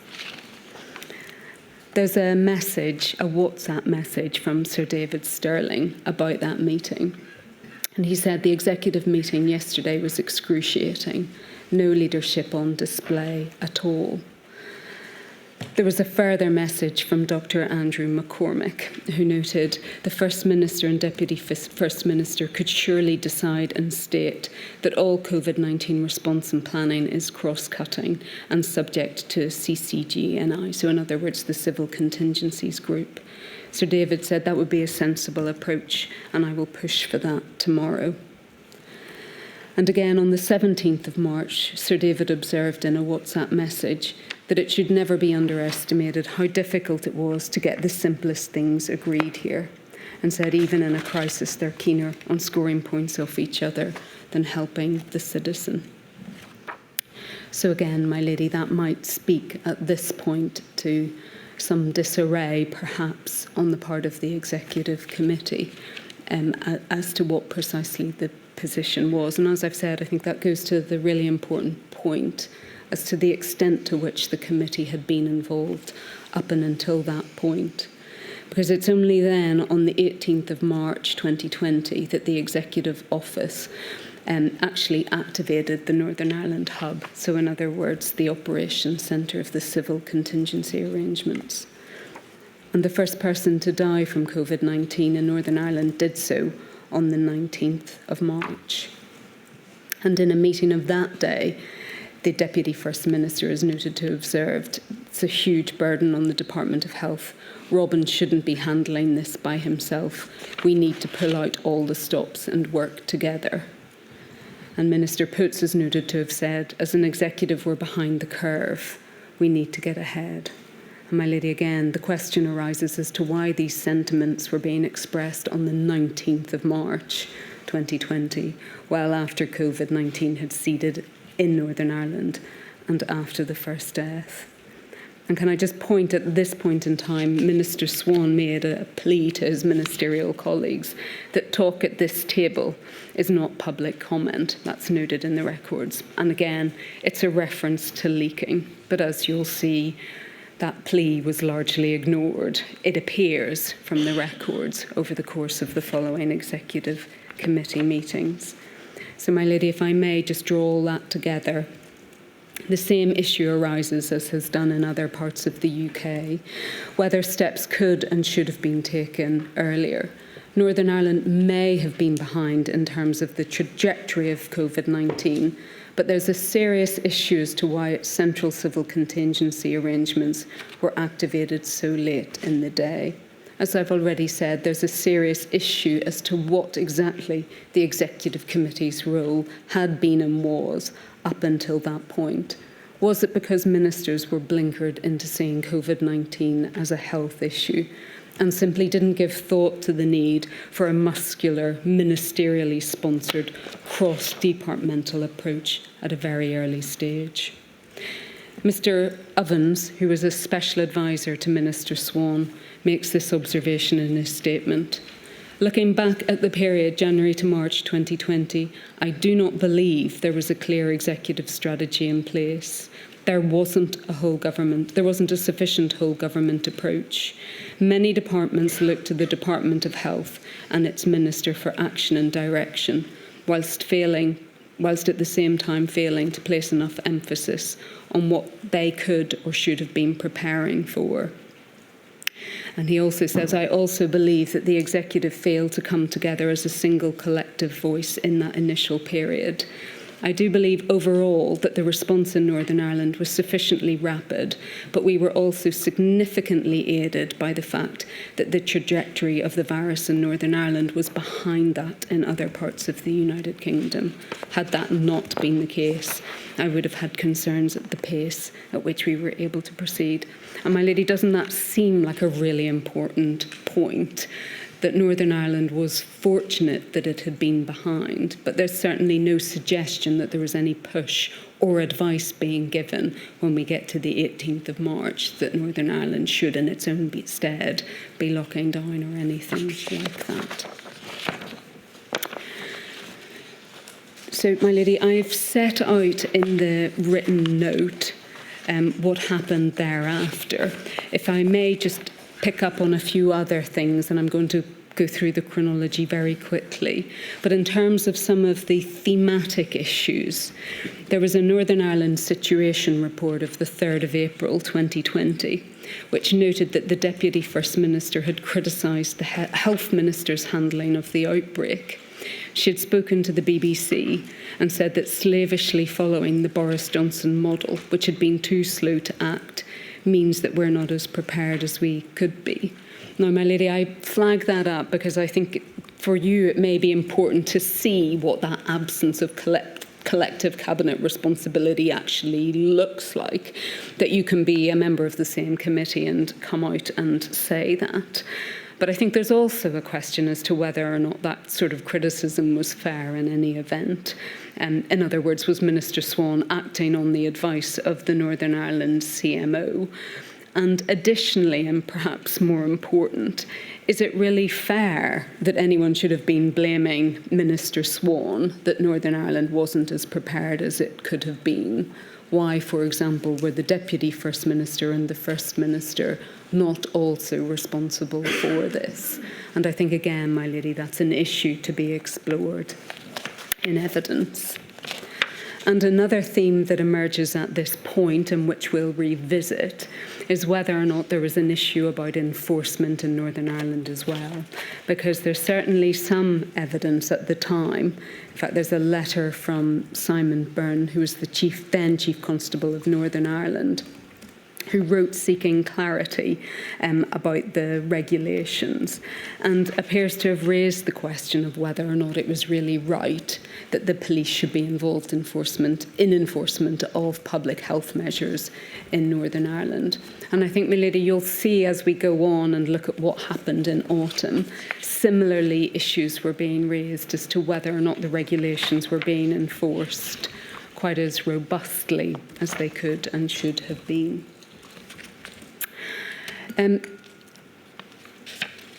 Another issue which arises is the fact that on the 30th of June 2020, the Deputy First Minister and the Minister for the Department of Finance attended a funeral of a Mr. Story. We understand that the executive of the TEO hasn't been able to find the notes of the executive committee meeting that took place after that. The typed minutes simply note that the Deputy First Minister discussed the circumstances in which she attended the funeral. But it appears that that incident of itself was to prove damaging to executive committee relations, and that's something that Sir David Stirling comments upon. Now, there's been an independent review into the circumstances of the policing of that funeral. There's been a police investigation into it as to whether any individuals breached COVID regulations by virtue of their attendance. And there's also been a decision by the prosecutor in Northern Ireland not to bring any prosecutions. And it's no part of the work of this inquiry to go behind that either. But it does raise, obviously, some relevant issues. And one sees that the decision not to prosecute was based on the lack of clarity in the regulations and the policing approach which had been taken in the lead up to the funeral as well. And obviously that issue as to whether the regulations were so unclear as to not being enforceable is an important one across all of the work of Module 2. But I think that it also raises issues or questions as to whether or not, or the extent to which damage was done in terms of relations in the Executive Committee. The perception, obviously, of bereaved people in Northern Ireland, having regard to the funeral as well. And third, whether or not damage was done to public confidence in Northern Ireland as well. My lady, I'm going to move on again quite significantly in the chronology.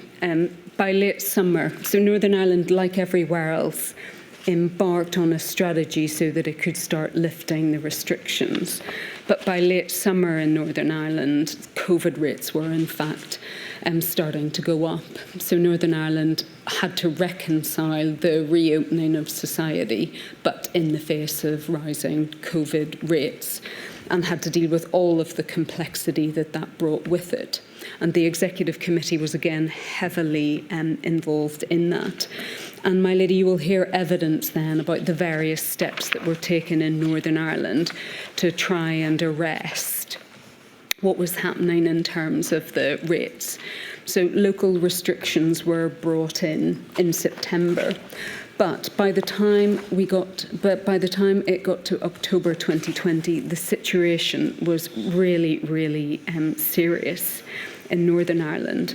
And for example, there is reference in some of the meeting notes to the Chief Medical Officer saying that he had never been more concerned as CMO than he was at that point, and seemingly urging upon the Executive Committee that they only had a short window of opportunity to take action, and that intervention now was required in order to avoid the situation becoming much worse, 2 or 3 weeks. And my lady, we can see really at this point in time then the sorts of tensions that I alluded to earlier in the opening.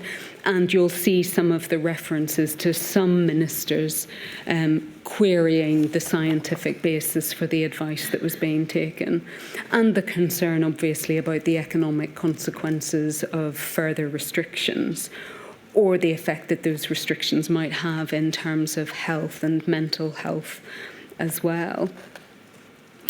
And really it reached the point where what was being recommended, and this was by the 13th of October, that there should be a 6-week period of significant restrictions. And again, one can see in the committee meetings that there was opposition to this, and we'll explore that in more detail with the meetings. But there was a short or circuit breaker type lockdown introduced. And the critical point came when there needed to be a decision as to whether or not that should be extended. So there had been a 4-week circuit breaker, and the issue that arose was whether or not it should be extended for a further 2 weeks. So quite a modest proposal. My lady, that led to a series of meetings over the 9th, 10th, 11th and 12th of November 2020. And I think it's really here that we see perhaps the most difficult point in Executive Committee decision-making in response to the pandemic. So at the meeting, it's noted that Minister Dodds is recorded to have said that ministers were not having an honest discussion, that she was distraught with the tone. Comments that are recorded in the notes include, "This is about theatrics. It was leaked last night. It's leaked in live time," and a reference to Sam McBride, who I think is a journalist. "You want to embarrass us. Failure of leadership. DUP blocked all proposals, put lives of citizens in danger. Only COVID deaths matter to the SDLP. All deaths matter to me. Mid-December, hospitals will be overrun. Will they take comfort from the DUP position?" And it seems at this point, Minister Long intervened to say that the meeting needed to adjourn, or damage would be done to working relationships. And she explains in her witness statements that the original circuit breaker had been brought in with reluctance on the part of some ministers, and it had been communicated to the public that it would end within the period set. And she notes in particular that there was an increasing level of resistance within the DUP to agree any further lockdown or extension. Dr. Andrew McCormick explains more about the meeting. He was there. He says it's the most difficult executive meeting that he ever witnessed. And my lady, it also involved 2 cross-community votes as well. And he explains what a cross-community vote is. It was added to the checks and balances to protect the interests of minorities through the St Andrews Agreement. I don't have time to explain it now. We'll explore it with witnesses, but effectively it enables a veto over certain decisions.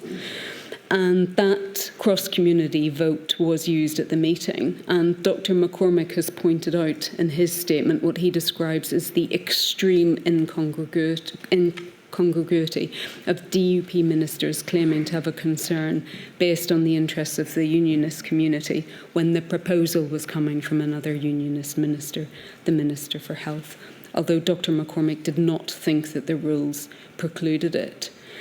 And he also states or makes clear the tensions in that meeting and the tensions caused by the outcome being leaked to the press immediately. And in fact, we've noted in the notes of the meeting, Minister Dodds was congratulating journalists for live tweeting the proceedings. So again, at this most sensitive point when relations were at their most difficult, we see the leaking of what was going on, not even the outcome, what was going on at the minutes.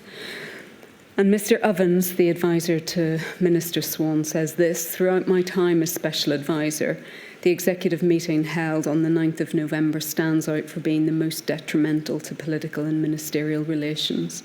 The meeting was tense, both because key elements of it were being leaked to the media, but also, I believe, because the then largest executive party was struggling to grasp the need for action to be taken.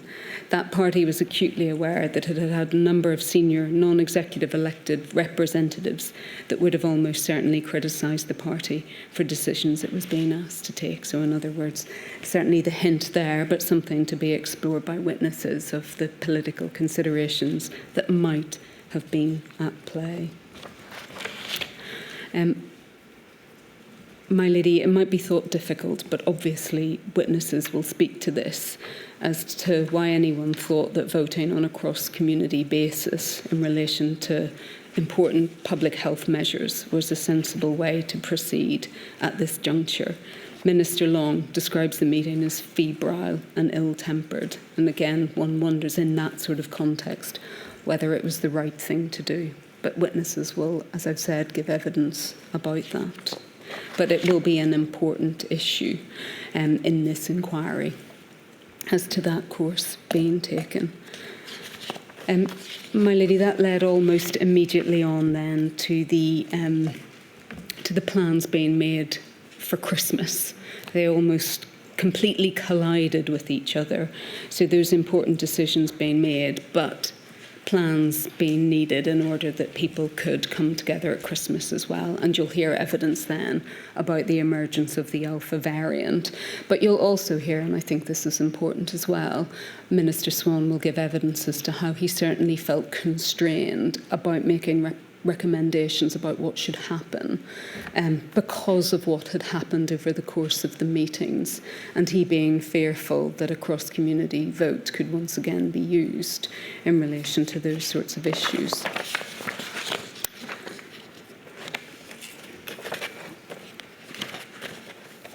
So, my lady, that would really take us back then to the position in January 2021. And as I referred to at the very outset, that issue about the extent to which there was a peak in January 2021 and the number of people who died in that period. And obviously the really critical issue, which you may wish to explore and consider, is really the extent to which what happened in autumn and winter 2020, whether that bore upon or affected, or whether what played out in January 2021 is related to that.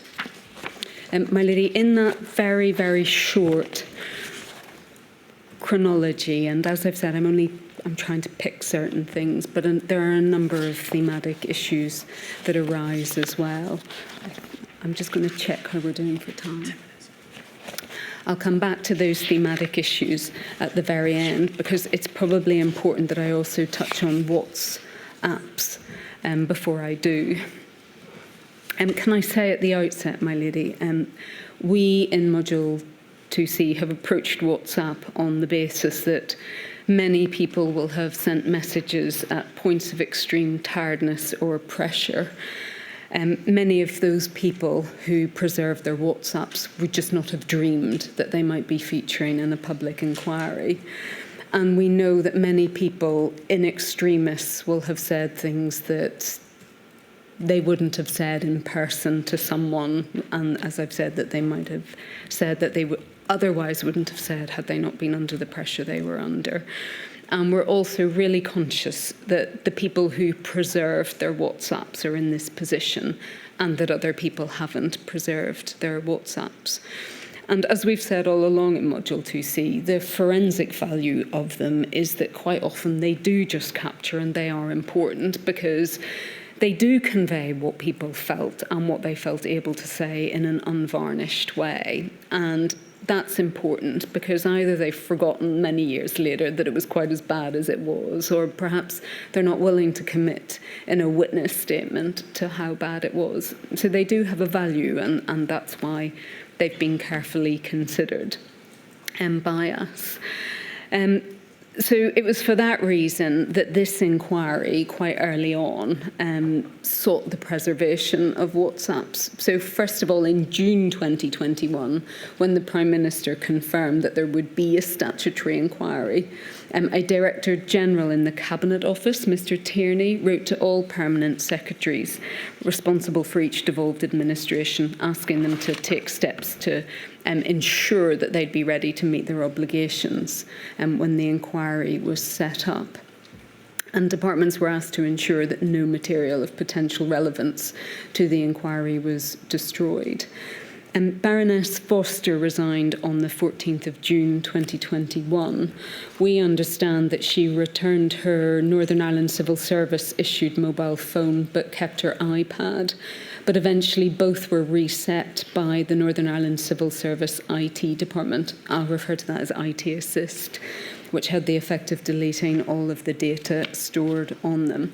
I think she suggests, and we will ask her about this, that in any event she periodically deleted WhatsApp messages when she was First Minister, and upon leaving office deleted any remaining messages.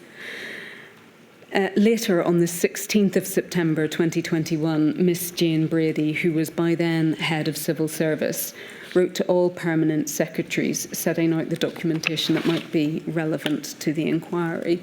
And this included guidance that it would include electronic documents, including text messages and WhatsApps.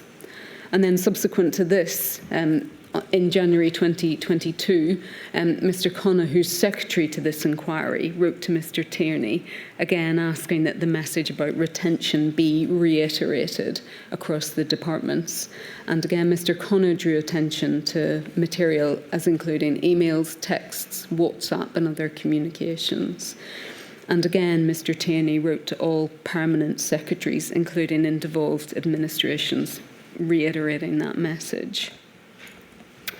So then, when it came to Module 2C, in September 2022, it sent a Rule 9 request to TEO asking to be provided with information concerning the extent to which there was informal communication. And requests were made to the Department of Health and the Public Health Agency and the CMO in this regard. So in relation to the TEO, Module 2C sought at an early stage to understand whether and to what extent informal channels of communication had been used in Northern Ireland in terms of the government response.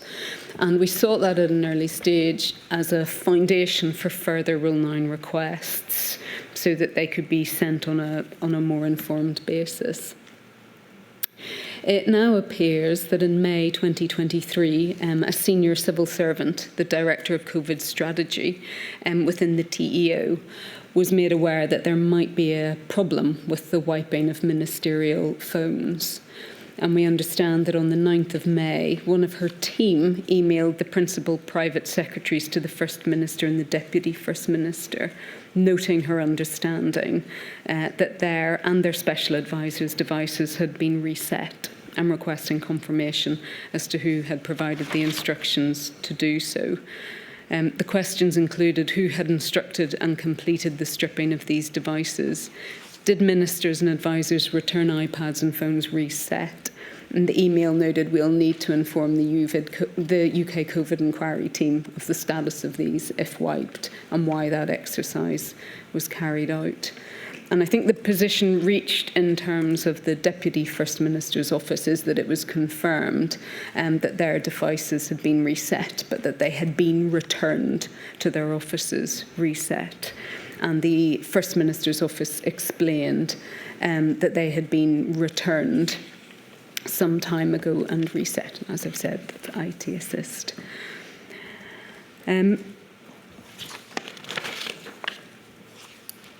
Slightly different in respect of the Health Minister, Mr. Swan. We understand that, in fact, the Department of Health kept his laptop and that it was held in a secure cabinet in case it was needed for any inquiries. So, in other words, the message did appear to at least have gotten through to his office that his devices ought to be kept. My lady, we now know that there was a meeting on the 11th of May 2023 within TEO of its compliance and assurance group, and its members included the Director of COVID Strategy. We don't know the exact circumstances of that meeting, and indeed they're disputed amongst the attendees. And it's important, for reasons of fairness, to point out that evidence provided recently by the TEO demonstrates that a lawyer who was present at that meeting doesn't accept that they were informed of the deletion at the meeting. But putting to one side that dispute and exactly what was discussed and in whose presence, from the inquiry's perspective, what's important is that the problem with the wiping of devices was clearly known about in early May 2023, and certainly by a number of attendees at the meeting. There was an original note of that meeting that said, noted that WhatsApp messages from former ministers' phones have been wiped as the phones have been returned to a factory reset position. M is discussing this issue so we can inform the inquiry that all reasonable steps have been taken in relation to this information. My lady, that minute was, though, revised a number of times, so that in its final version, 13, it just said this: the meeting noted the position of TEO former ministers and SPAD phones. So we understand that that amendment to omit reference to the wiping of the devices was a deliberate decision taken by the Director of COVID Strategy. May I make 2 points about it? There's obviously an issue as to why that took place at all, but in addition, the original draft of the note rightly made reference to the need to tell the inquiry that that was the position. But this didn't happen for some time, and that was despite that the inquiry had already asked for evidence about the use of informal communications. The Module 2 legal team met TEO officials on the 1st of June 2023 in Belfast, and informal communications were discussed. But there was no mention, again, that ministerial phones had been wiped or that TEO was looking into the possibility that they had been. On the 31st of July, the inquiry wrote to TEO requesting detailed information about the use of WhatsApps.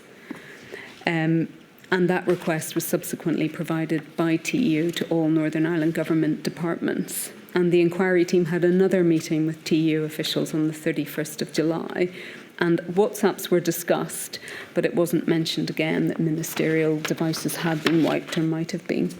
And we understand that on the 4th of August, Miss Brady, the head of the Civil Service, was advised of the data loss issue. And it was only on the 11th of August 2023 that TEO notified Module 2C of the potential data loss. So standing back from all of this, the inquiry lost many valuable months, having asked questions in September 2022 about informal messaging. It then took a further 4 months from TEO's initial statement of their intention to conduct an investigation about the matter for it to provide an investigation report about the wiping of devices. And that report didn't provide the level of detail that might have been expected. That's no criticism of the author of it, but the inquiry had to ask Miss Brady for a further witness statement in order to understand exactly what had happened. But just turning to the issues that arise, well, I think fundamentally, why did some ministers wipe their devices, given that there was a clear instruction from Cabinet Office and instructions given internally within Northern Ireland Government and by the head of the Civil Service to retain data and information? That raises questions for ministers and Ms Jane Brady as well. Fundamentally, how was it possible that other ministers' devices were wiped by the government's own IT department against the background of the instruction? Why did TEO not know before May 2023 what happened to the devices? And why did it fail to inform the inquiry for 3 months that this was the position? And why were the minutes of the meeting altered so as to preclude the clear reference to this? And I think, again, my lady, there's obviously an issue which has arisen in the other jurisdictions as well, about the extent to which and just the use of informal messaging as well.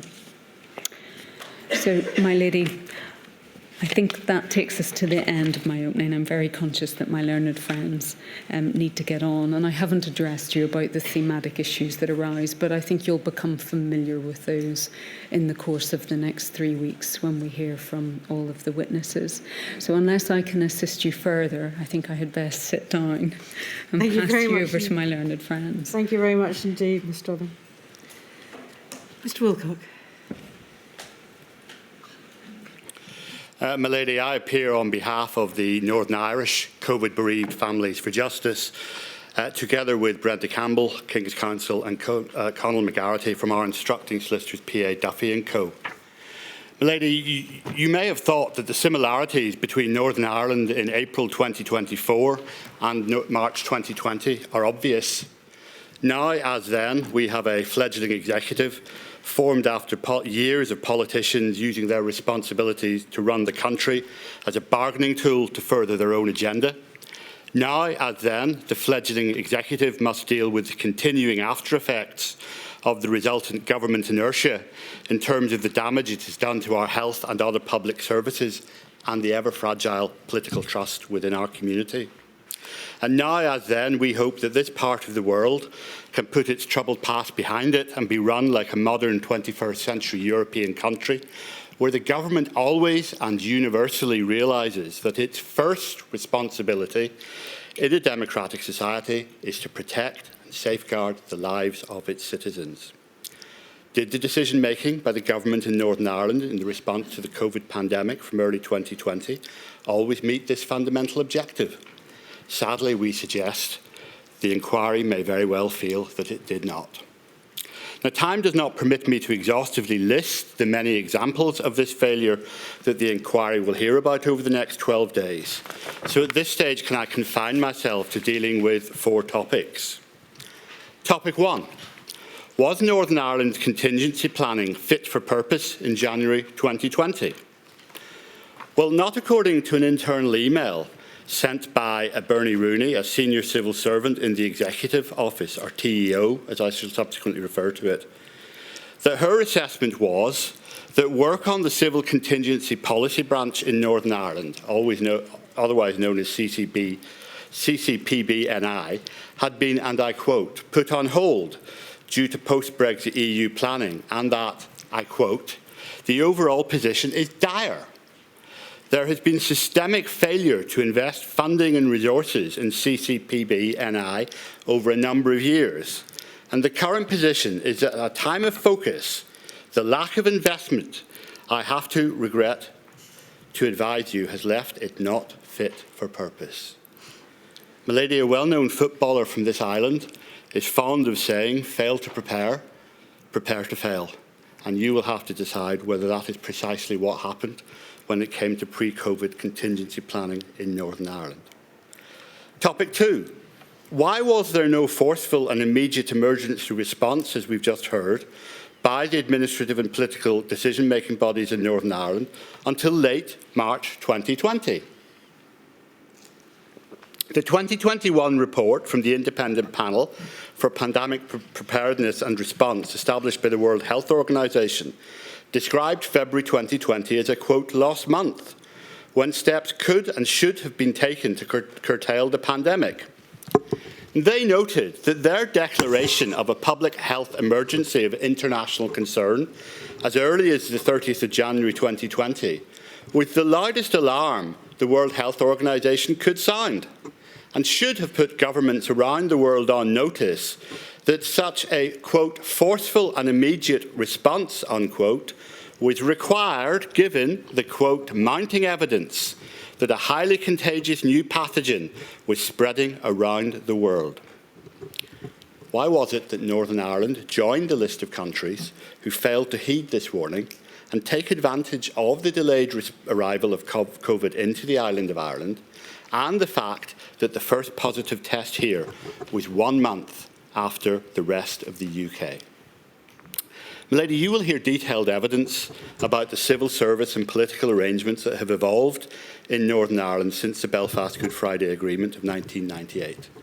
For present purposes, it suffices to say that you will hear evidence about administrative tensions between the Ministry of Health, which was the initial lead department in relation to the initial COVID response, and the Executive Office as the department best placed to coordinate the cross-cutting measures across the government departments you may think a response to the pandemic inevitably required.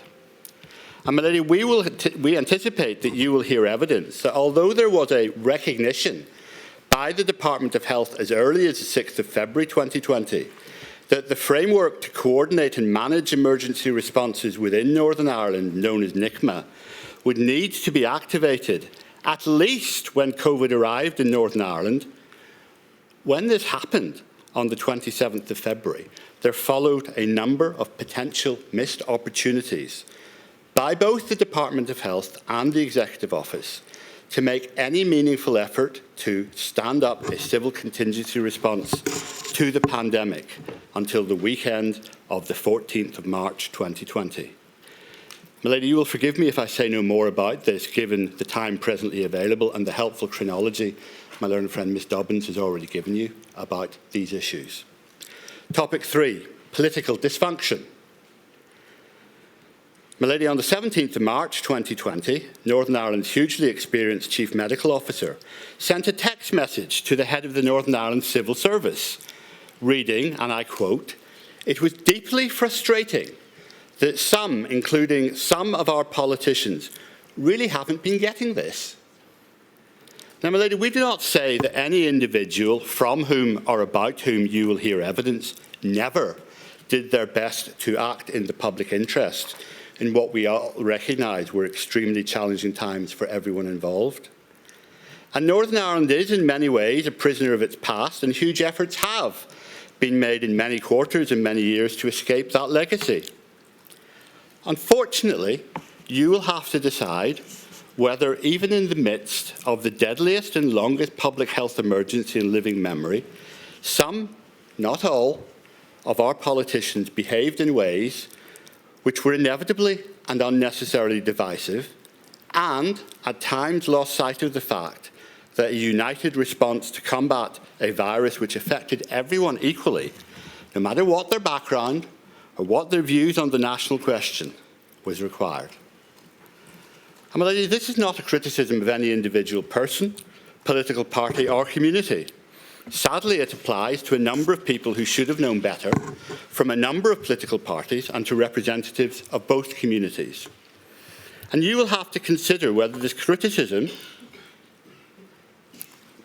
could be applied to the insistence that the difficult and vexed question of whether to shut schools in March 2020 could be decided not on the grounds of science, not on the grounds of the admittedly difficult question of the balance of undeniably complex competing interests, but by the simple question of whether we should follow London or Dublin, or whether British scientific advice was inevitably preferable to Irish scientific advice, or vice versa.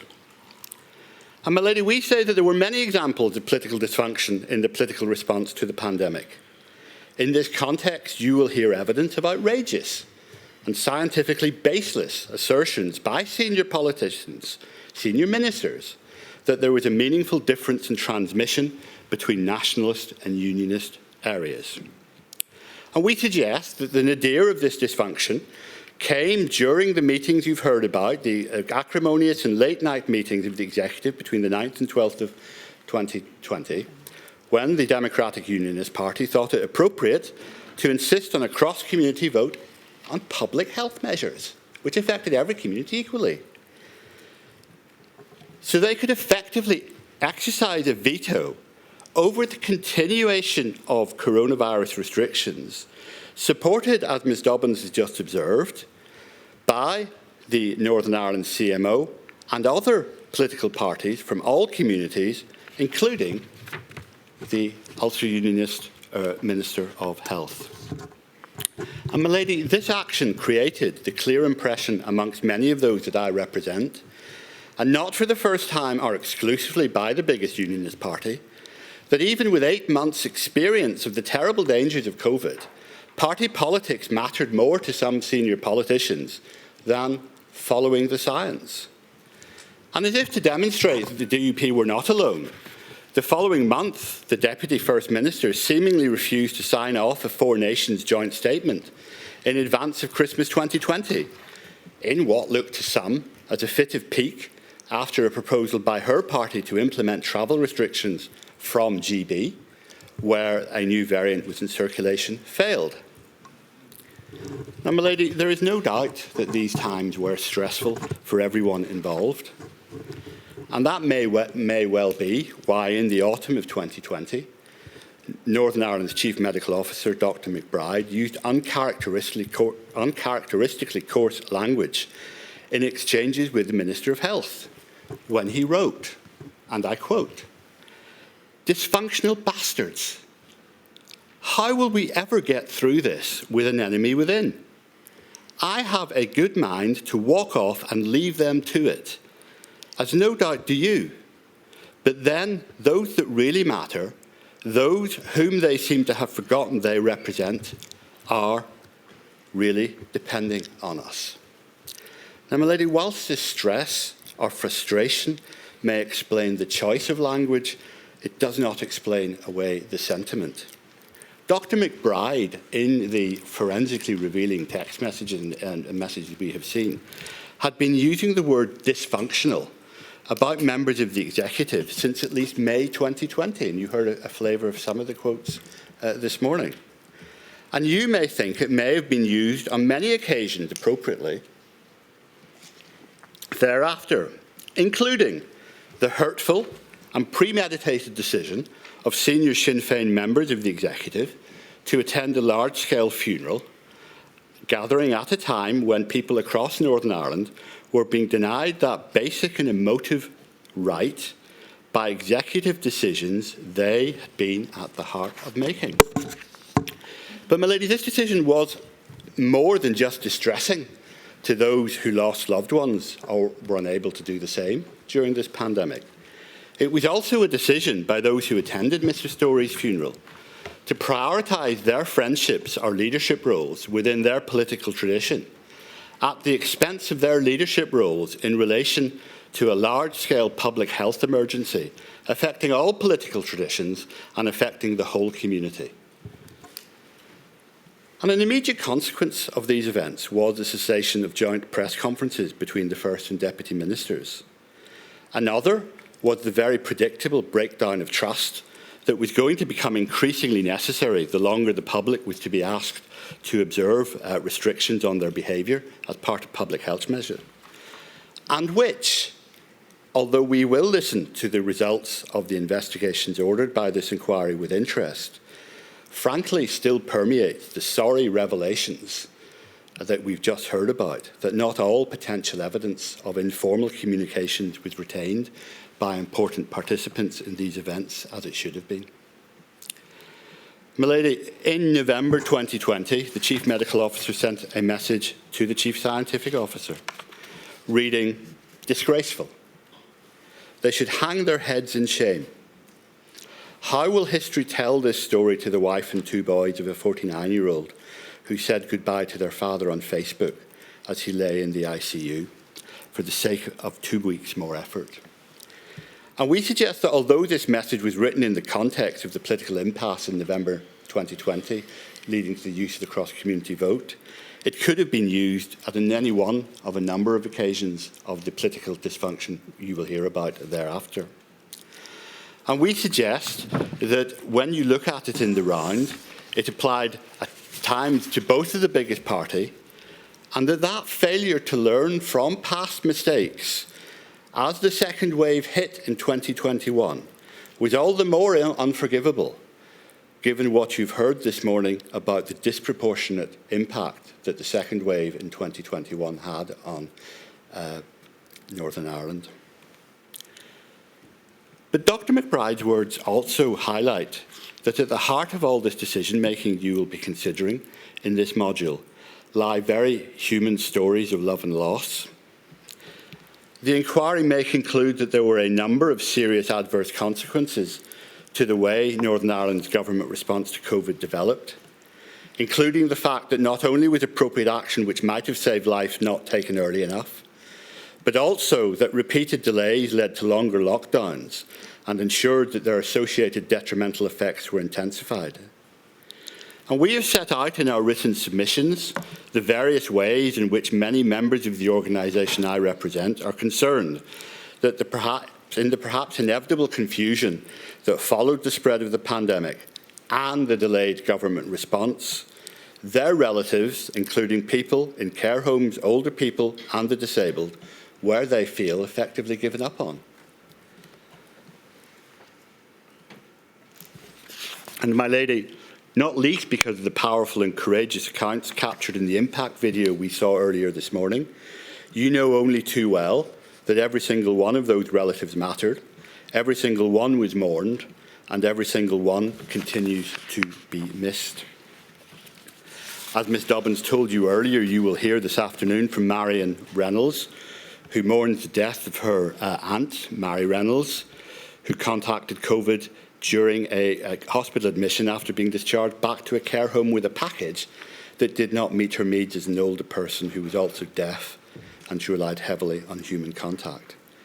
There are far too many experiences for me to ever list adequately. There are examples I would like you to listen to of Agnes McCusker believing that her mother, Bridget Halligan, went downhill after visits to her care home were stopped on the 18th of March. Her family had visited her every day up until this point.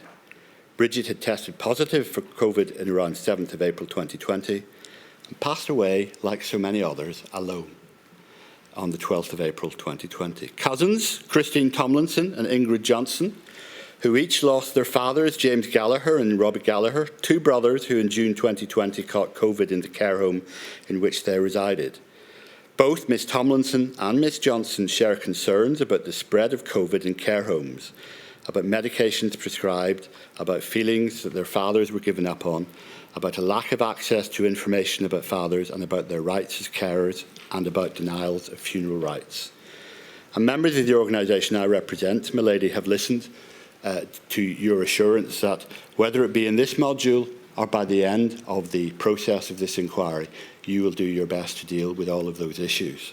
But as far as this module is concerned, can I echo the words of Katrina Miles in her evidence for Module 2 in London, that she and so many others hope that today you will remember every mother, father, brother, sister, husband, wife, all who have suffered and lost. Ultimately, they are now telling their loved ones' stories because those who died are not here to tell it, and those left behind want to know why. And Northern Ireland COVID Bereaved Families for Justice believe that, considered as a whole, the combined responses of the Northern Ireland and UK government in relation to the COVID-19 pandemic failed to protect the most vulnerable in society, with a lack of preparedness and delayed response, leading to last-minute decision-making, exacerbated by unnecessary party infighting, which contributed to a greater loss of life than was necessary, in circumstances which have caused lasting trauma to many, many people in our society. And we urge the inquiry to fearlessly investigate these issues, as we know you will, establish the truth of what occurred, and to make recommendations which ensure, as far as possible, that any failings identified are never, ever repeated again. my lady, I could say more. I have a limited amount of time, and I think I've now used it up. Well, how much longer do you want to go on for, Mr. Wilcox? No, I'll stop while the going's good. Thank you very much indeed. That was very helpful. Right, we shall return at 1:45, please. All rise.